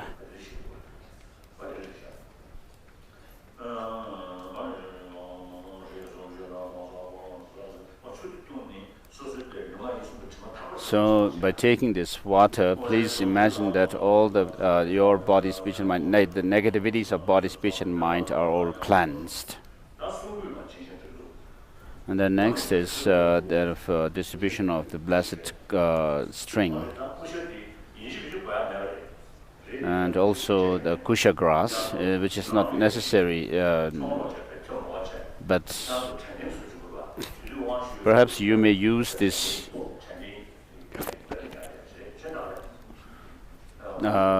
as a souvenir of having received this initiation. So the kusha grass will not be distributed to everybody, but people who are inside.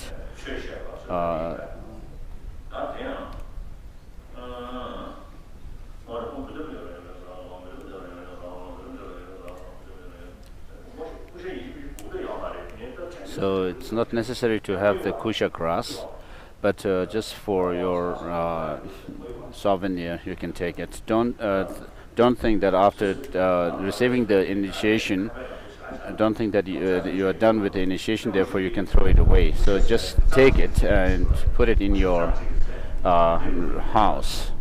When you get back home, kusha grass is considered to be an element for purification.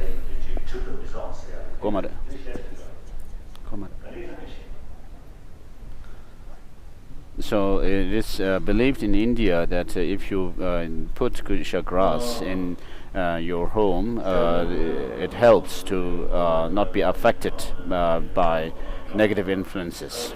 So it has some element of purification. But I don't know about it, he says. Nanglot. Chilor madam, nanglot amsons.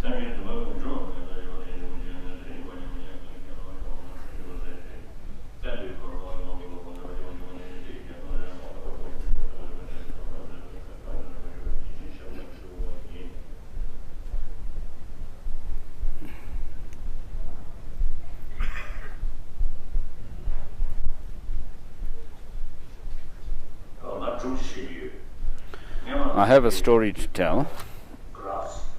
When in Graz in Austria, I did Untitled Chapter initiation.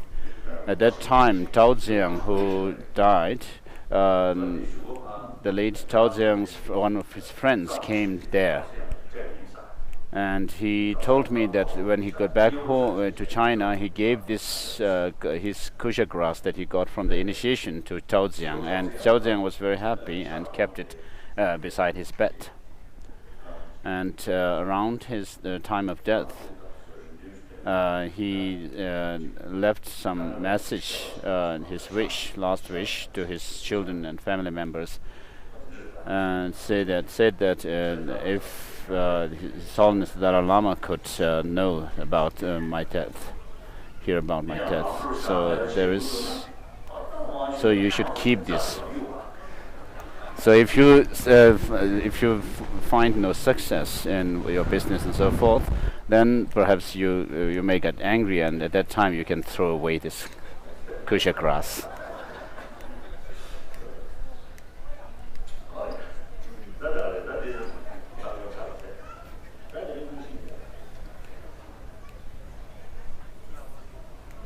So this is the preliminary process of the initiation is done.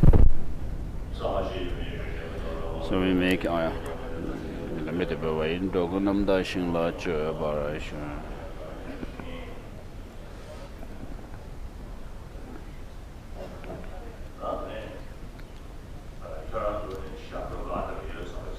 So now imagine that you are outside the Mandala at the eastern door and requesting the master to give you an initiation. Please repeat these lines of request.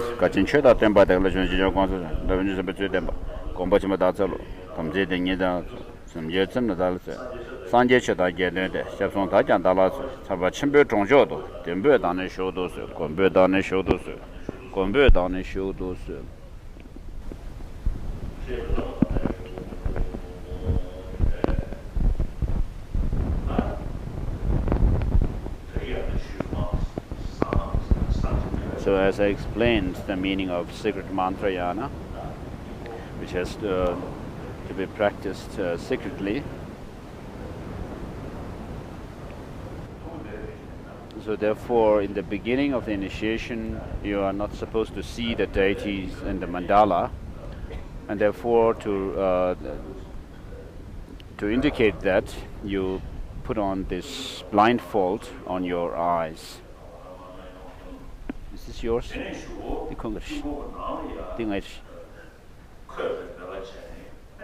So imagine that you put on this blindfold as if covering your eyes, and then you are given a flower. Imagine that you are being given this garland of flower that you would use afterwards to make offering to the deities when you are inside the mandala. And then imagine Om on your crown, at your crown, at your throat, and then Hum at your heart. And imagine that rays of light emit white, red, and blue from these three syllables respectively, Om, Ah, Hum, and these lights cleanse all your negativities of body, speech, and mind. So just imagine that happening. And then comes the prostration. You hold your hands in this mudra of the Padma lineage, the lotus lineage. First, hold your hand to palms together, and then open all the fingers out. And this is called the lotus lineage mudra. So hold this at your heart and please repeat this mantra after me. Om Padma Ubhavaya Swaha. Next is the Bodhisattva vows, taking the Bodhisattva vows. As I explained yesterday, those who feel that they can keep the Bodhisattva vows, the 18 root Bodhisattva vows and the 46 auxiliary vows, you should take the Bodhisattva vows. Those who feel that they cannot keep them or are hesitant about, then you should not take the vows, but make a prayer or wish that that you will engage in the Bodhisattva practices, and I will generate this mind of enlightenment, Bodhichitta. As I explained yesterday, in the Bodhisattva practice, restraining your body and speech are not main, but restraining your mind is primary.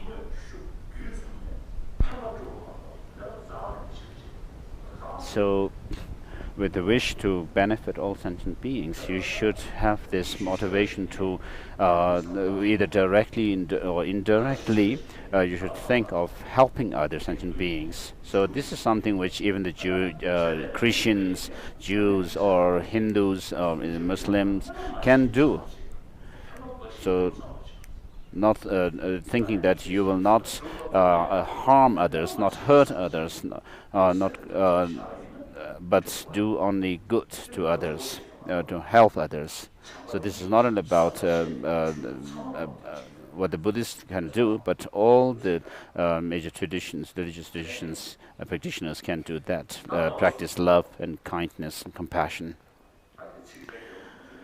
So we'll not go through the long version of the text. So whether you are taking the Bodhisattva vow or not, if you are, at least wish to cultivate this good heart, please kneel on your right knee, like before. So after taking refuge in the Buddha, Dharma, and Sangha,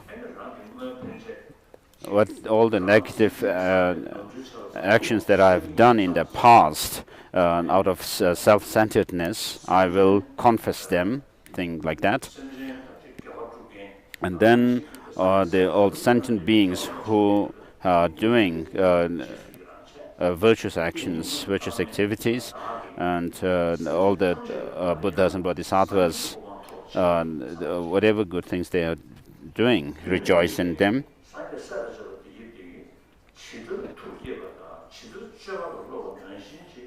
Just as the Buddhas and Bodhisattvas have trained themselves and reached their goals, likewise I will think that I will do so. So with regard to the practices of Bodhisattvas that the Buddhas and Bodhisattvas have engaged themselves in, they comprise of the morality, generosity, joyous effort, concentration. So think that you will train yourself in the Bodhisattva practices, just as Master Nagarjuna, Nagabodhi and so forth have done. So with this in mind, please repeat these lines of taking Bodhisattva vows. So those who are taking the Bodhisattva vow feel that you are taking the Bodhisattva. Kunjo sumla ta gyapchi. Dikbatam je sosor sha. Drowe gyala je rang. Sanje changchub yiki sung. So you are going to repeat it for the second time.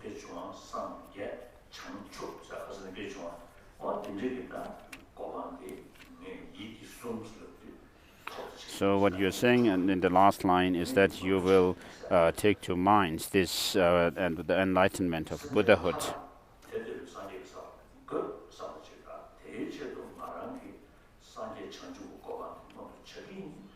So think that you are going to lead all sentient beings to the state of Buddhahood, and for that you are going to become a Buddha, and therefore take the Bodhisattva vows. Dikbatam je sosor sha. Drowe gyala je rang.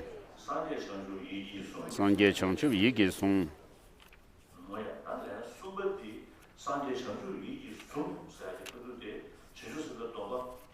At the end of this final line, just feel convinced. Those who have taken the Bodhisattva vow now feel that you have received the Bodhisattva vows just as your master here, from whom you are taking these vows.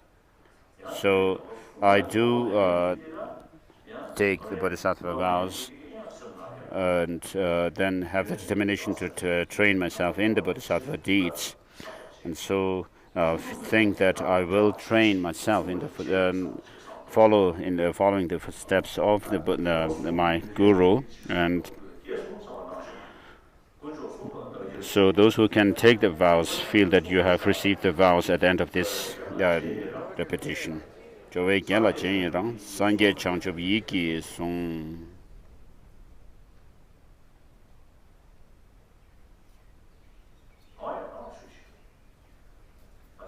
Please sit down.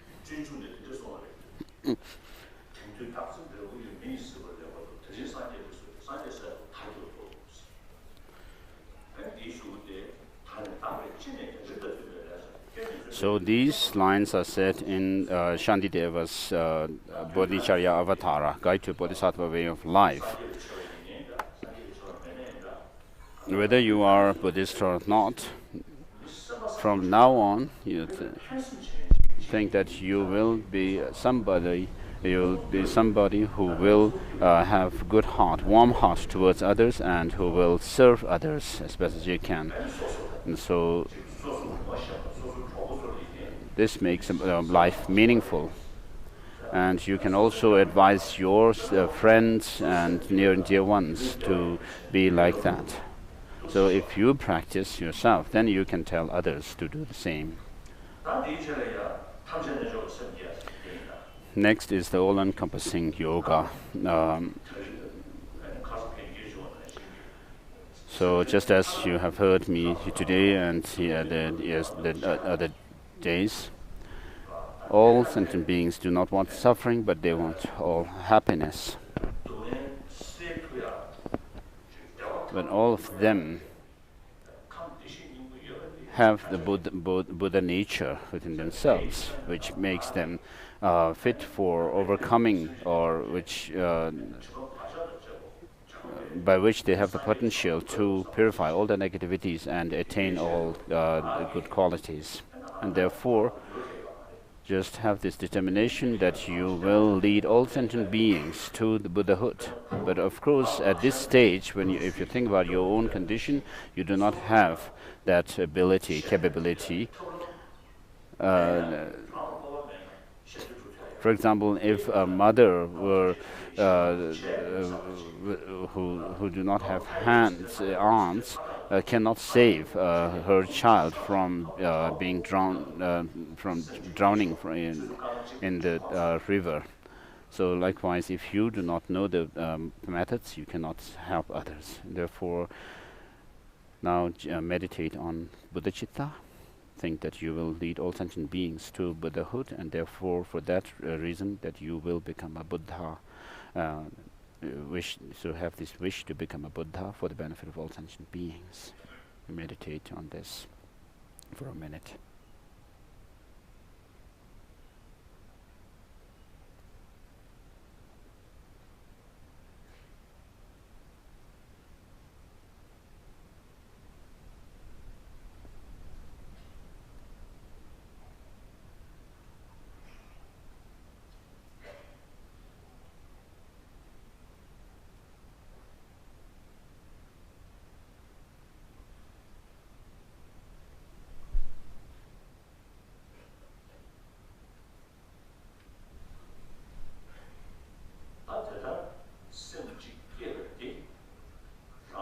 So this mind of bodhicitta, imagine it's transforming into a disk of light, very radiant at your heart, you yourself, as Avalokiteshvara.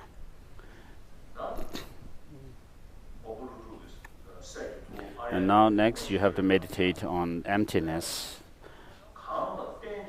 thinking that nothing exists. In the 400 verses of Aryadeva, he says that whatever happens through dependence on others cannot have independent existence. So long as something is dependent on others, it cannot have its own independent existence.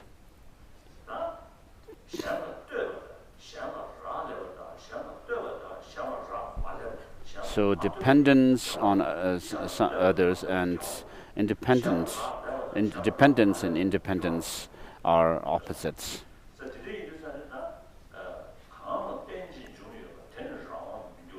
So whatever is dependent is not independent.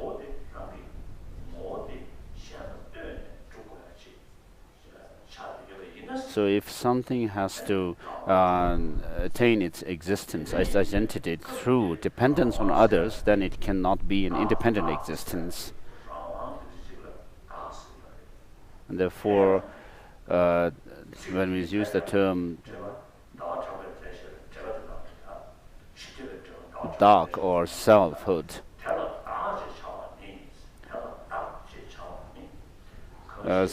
in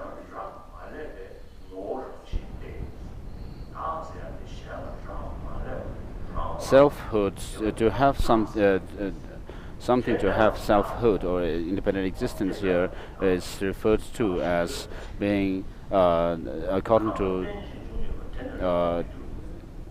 the commentary on these lines from this 400 verses, the commentary by Chandrakirti says that dark or selfhood here refers to something being independent or not dependent on other factors.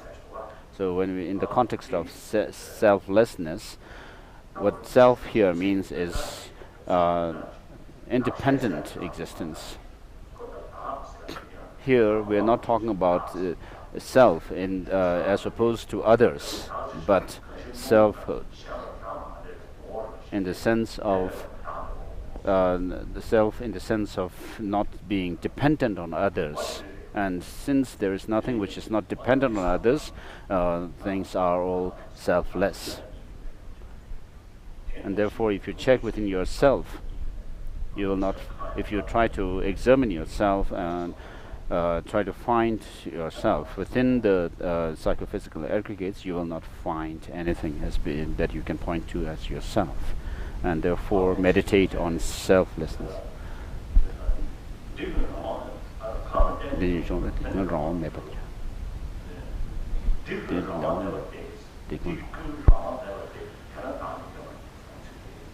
And so the next two lines of Aryadeva says that because these are all these are not independently existing, therefore there is no selfhood in them. And so just meditate on this selflessness.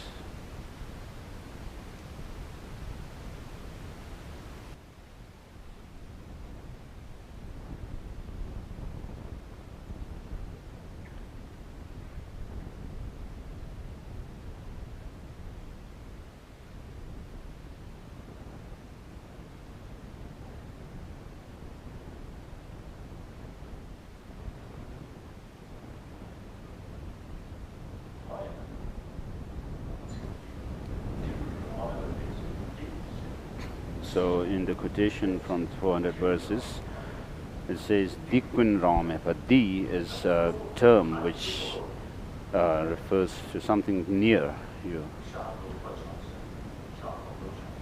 So you are nearest to yourself.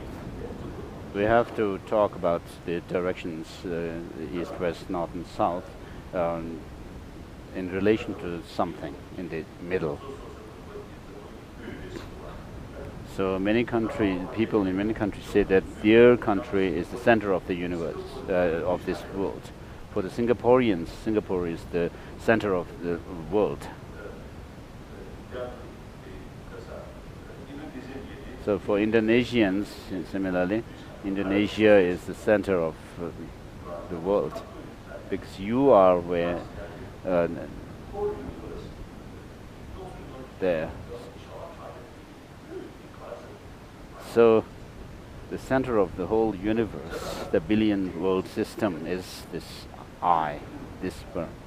So the term Di or this, all this, is without independence, therefore there is no self. So even a single word of the great masters have great meaning, significance. And so just meditate, even if you have no clear idea, no precise idea about what selfness is, at least think that there is no independent existence of yourself and all phenomena. And therefore, this realization of emptiness or selflessness, now imagine it transforming into Vajra, five-spoked Vajra, white in color, standing on the moon that you have imagined earlier. So these are the two minds of Bodhichitta and the realization of emptiness, which serves as cause for that of the Buddha's mind. And so thinking that you will keep these two minds, the Bodhichitta, and repeat this mantra. Om Sava Yoga Chitta, Om Sava Yoga Chitta, Upatayami. Om Sava Yoga Chitta, Upatayami. So what you have said is that you will never give up these two, this all-encompassing mind. So just as you have said that, this from in your day-to-day life, every day you have to remind yourself of these two thoughts. Whenever you can remind yourself of these two minds, it would be very good. And to use a very short version to remind yourself of these two, you can use these lines where you say, in the Buddha, Dharma and Sangha, I take refuge, and whatever practices of generosity and so forth I have done, may they become the cause for Buddhahood for the benefit of all sentient beings. And so in these lines you come across the I 2 times. So you say, I take refuge in the Buddha, Dhamma and Sangha. There's one I there, and then whatever merit I have done, generosity and so forth, may they become the cause. So the I comes 2 times in this verse. So you can think about the I and then think that this doesn't exist independently. So I do also reflect on these bodhicitta. It helps to relax oneself, and the understanding of emptiness gives a very broad perspective to look at. I'm not saying that I've realized bodhicitta, nor do I have the realization of emptiness. Otherwise I would be telling the big lie. So I had a friend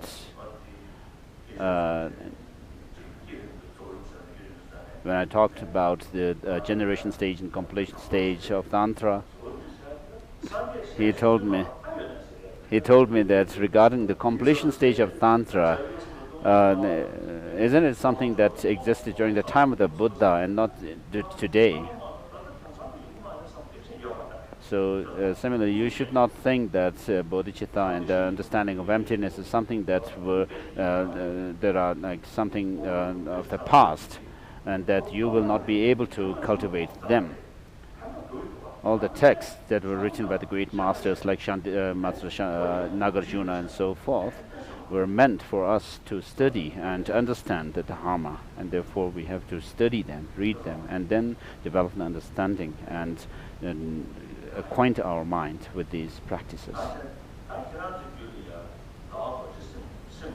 So these 2 minds, the Vajra and the moon that at your heart, a similar Vajra and moon are at the heart of the Guru, and imagine that a duplicate of this Vajra and moon at the heart of the Guru, duplicates come out and they merge with the Vajra and moon at your heart, and thereby stabilizing your bodhicitta and the understanding of emptiness in the form of the moon and the Vajra.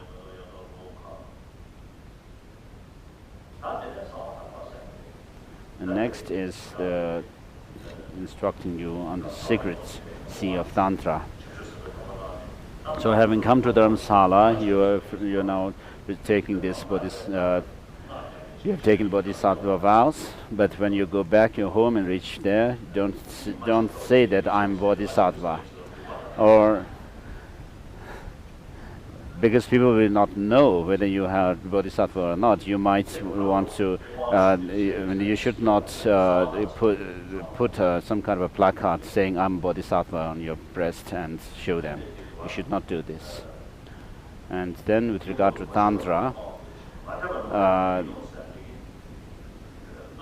it says that Tantra should not be disclosed to someone who do not have faith in Tantra, because if you tell someone who has no faith in Tantra that you have received Tantra, and then they will have disbelief in you, they will not believe you, and so it's not good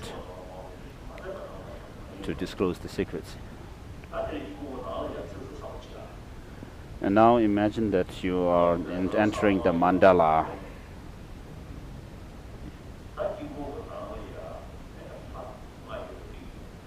So imagine that you are inside the Mandala, and imagine you are going around the deities 3 times, and repeat this. Sudenda, Sudogo, Susoko, Benzasato, Adisiddhima, Maharata.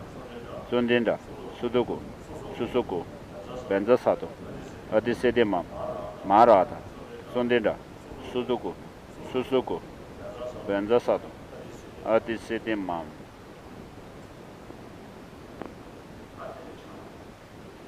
The next is prostration. Just hold your hands at your crown and repeat this. Om Namate Hum. touch your throat and repeat this. Om Nama Mehum. Touch your heart. Nama Namaham Swaha. Repeat. So this is during prostration, prostrating with your body, speech and mind to the deities of the mandala. Let's repeat this. Tuji Chambo, Dala Oberzetus, Tuji Chambo, Dala Oberzetus, Tuji Chambo, Dala Oberzetus.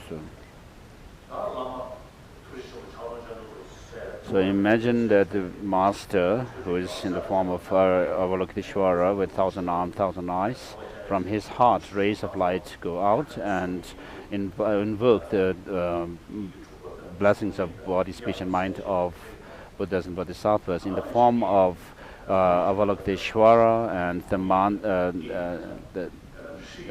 the body blessings come in the form of Avalokiteshvara, and then the speech blessings of the speech come in the form of a mantra of Avalokiteshvara, and then the blessing of the mind of Avalokiteshvara come down in the form of the symbols of Avalokiteshvara, such as lotus and jewel and so forth.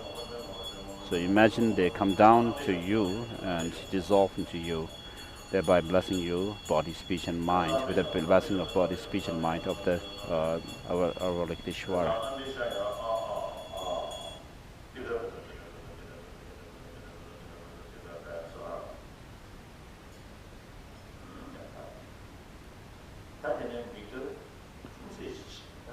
Now,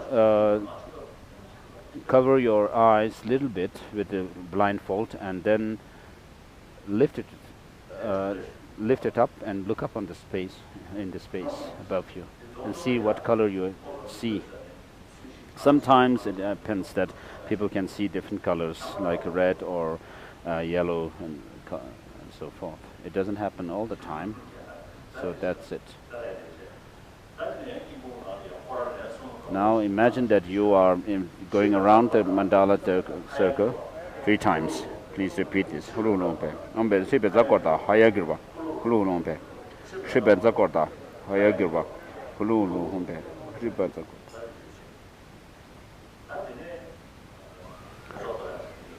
Now next is throwing the flower in the mandala. First the master makes prayers to the deities in the mandala. But if we have more time, the Lama should get up from the seat and go to the mandala. But I'll do it from the throne.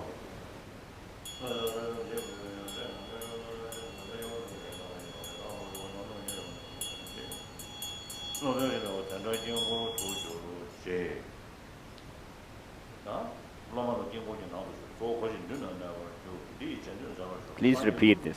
Sanje ngodu top jeshi. Dala tuzer gone dola member to jenge. Member gone shi. Om bezabate girhana om pe.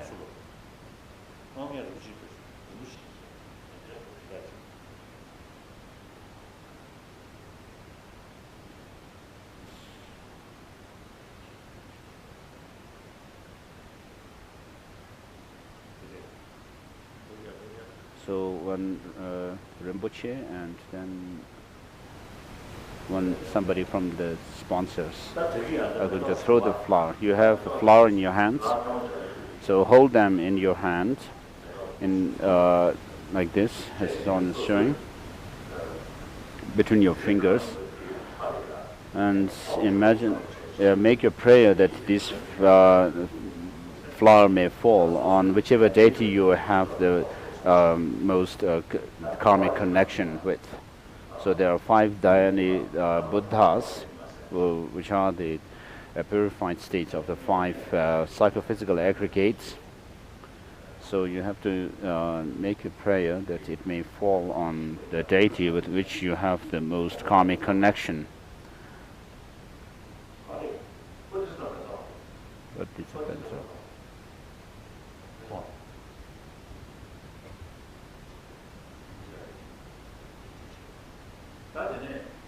And then when the Singapore Bhikshu throws the flower, and imagine that all of us are throwing the flower in the mandala without praise. Bodhisattva ho.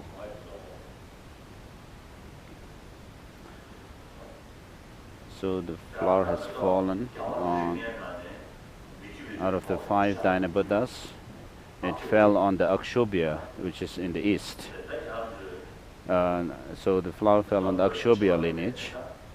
So by throwing this flower, so you belong. It has become clear that you belong to the Akshobhya lineage, and therefore your secret name is Akshobhya Vajra. So from this initiation of Avalokiteshvara, your secret name is Akshobhya Vajra. You have to keep this in mind.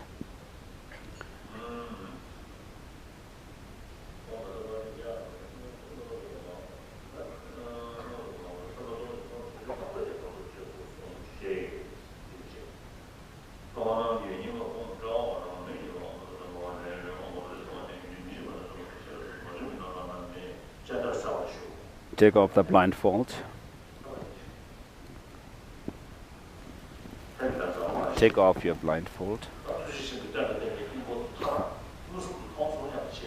So now imagine that you are able to see all of the deities of the mandala of Avalokiteshvara.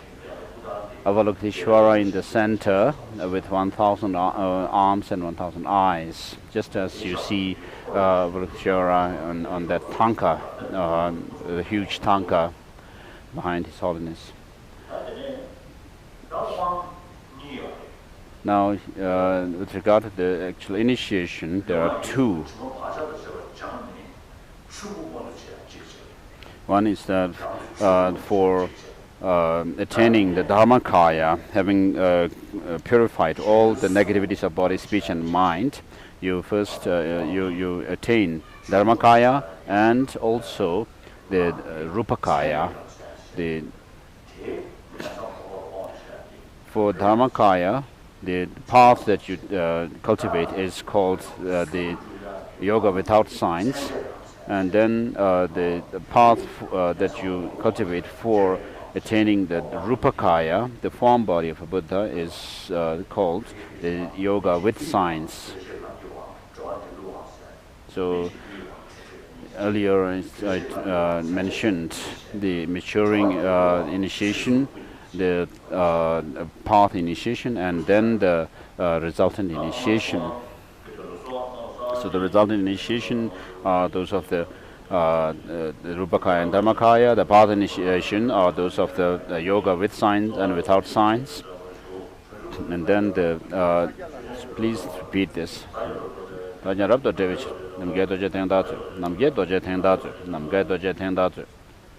you have requested for the first initiation. Imagine that you are outside at the eastern door of the mandala to receive the initiations.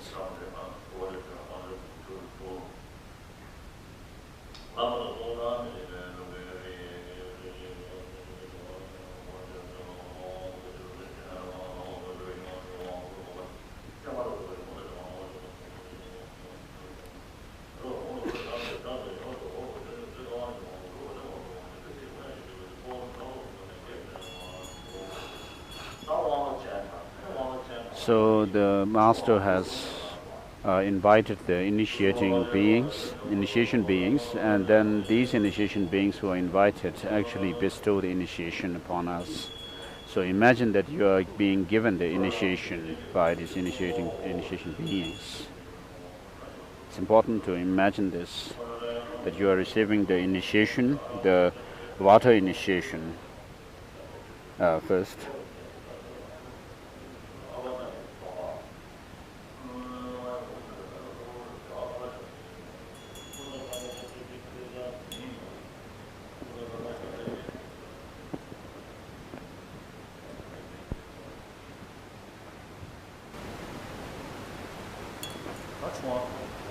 So imagine that you have received this water initiation,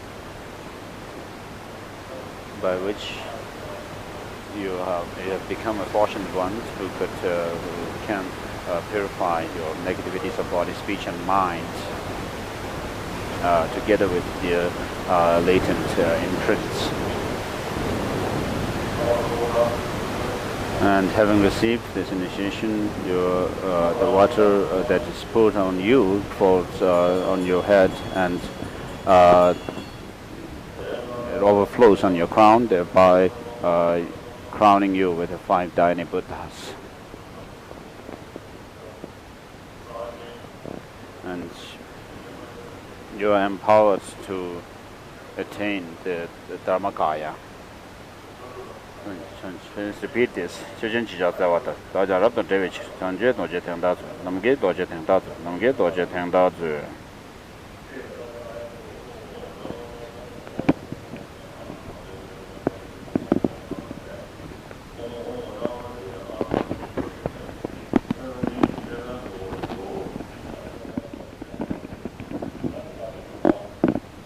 So again, initiation beings are invited, and imagine that these initiation beings are conferring the initiation of the crown upon you.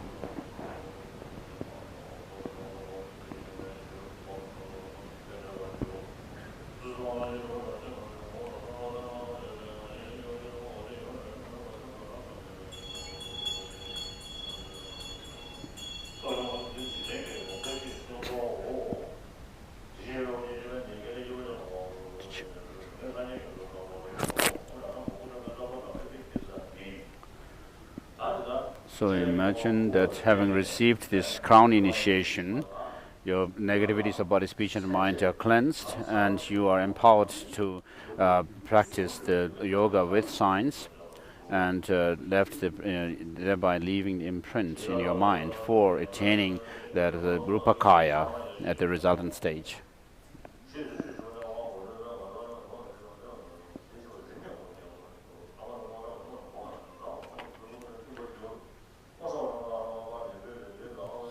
So having received this initiation, you are made offering.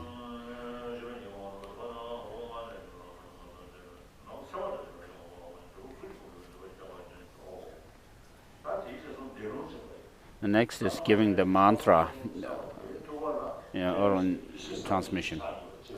So imagine at the heart of the Guru, who is in the form of Avalokiteshvara, 13,000 arms, 1,000 eyes. At his heart, there's an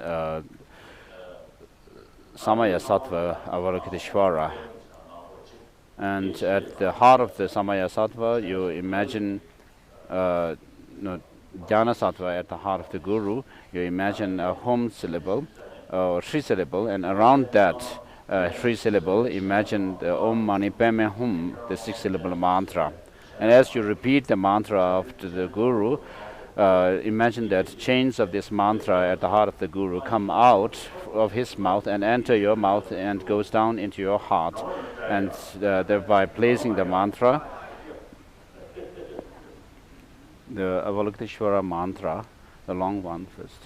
And so imagine the first time you are repeating this, the mantra comes and are placed at your heart, going down from your mouth. And then second time, the chains of mantra merge, and the third time, the mantra at your heart is stabilized.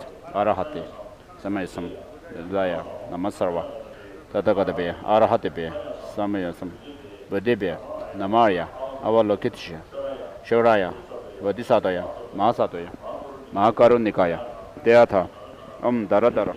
Diri diri, duru duru, etewat, zale zale, per zale, kusume ware, ilimili, zidi zola, apana eso, namara nataya, namarya, jana sagara, berusana, vayuarazaya, tathagataya, arahate, samayasam, vadaya, namasarva, tathagatebya, arahate, samayasam, videbya. Namarya, Avalokite, Shvaraya, Bodhisattva, Mahasattva, Maharunikaya, Dayatha, Daradara, Diri Diri, Duru Duru, Etewat, Zale Zale, Pazale Pazale, Kusume Ware, Ile Mele, Siti Zola, Apanayasoa, Namaranataya, Avanamaya, Marazanaya, Vayarazaya, Tathagataya, Arahate, Samayasam, Vadebya, Namarya, Avalokite, Shoraya, Bodhisattva, Mahasattva, Mahakarunikaya, Teatha, Daradara, Diri Diri, Duru Duru, Etewat, Zale Zale, Prazale, Kusume War, Ilemele, Zitizola, Abanaya Swaha, Omani Pemehum, Omani Pemehum, Omani Pemehum. No. So with this we are done with the oral transmission of the mantras of Avalokiteshvara.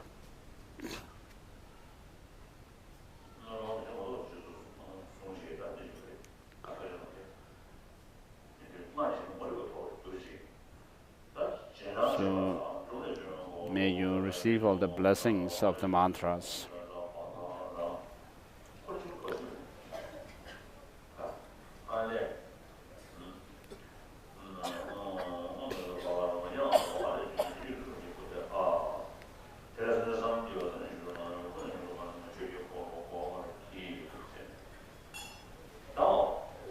So, having received this, you have been given the appendage to the initiation. What this means is you will be a good person, and then being a good person, you will also advise others to be a good person.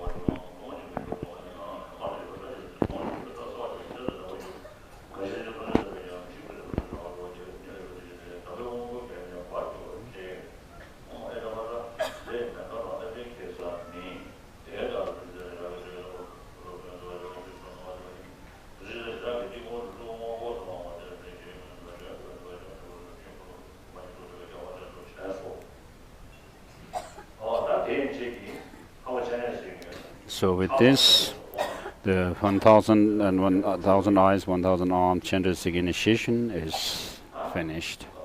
So the main precept and practice is those who have taken Bodhisattva vows, those who have received Bodhisattva vows, you have to keep the 18 root Bodhisattva vows and then the 46 auxiliary vows, and be not tainted by the faults regarding these vows.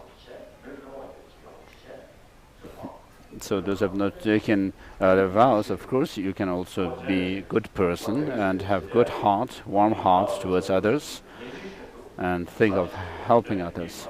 As I said earlier, you should also, in your daily life, you should recite the verses of taking refuge in Bodhichitta, which I mentioned earlier, and be a good person. And if you can recite the Om Mani Padme Hum mantra, at least one round of mala every day, that would be very good. But if you have more time, then you may recite the 6-syllable mantra, 10 rounds of mala. So the one that those students are interested in Trubaris, really very keen to learn something about Buddha Dharma. So I'm very happy. Now important is practice, action.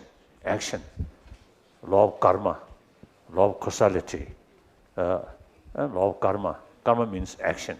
So we must implement these sort of idea we get that must implement.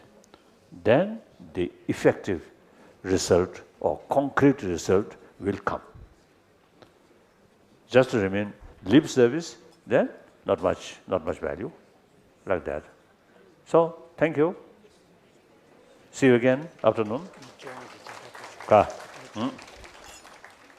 Sashi beje chuje me da ra re ne je yin de jem ba de san je yin me de o ye ro ga na la je no je ba je ye dam go ra na me da la ga ne ya da ya me. Tene som de da chan do. Tene som de da chan do. Kyo la da ne bu la na. Che je la ma song wa da. 差一家的家都是，差一家的家都是，差一家的家都是。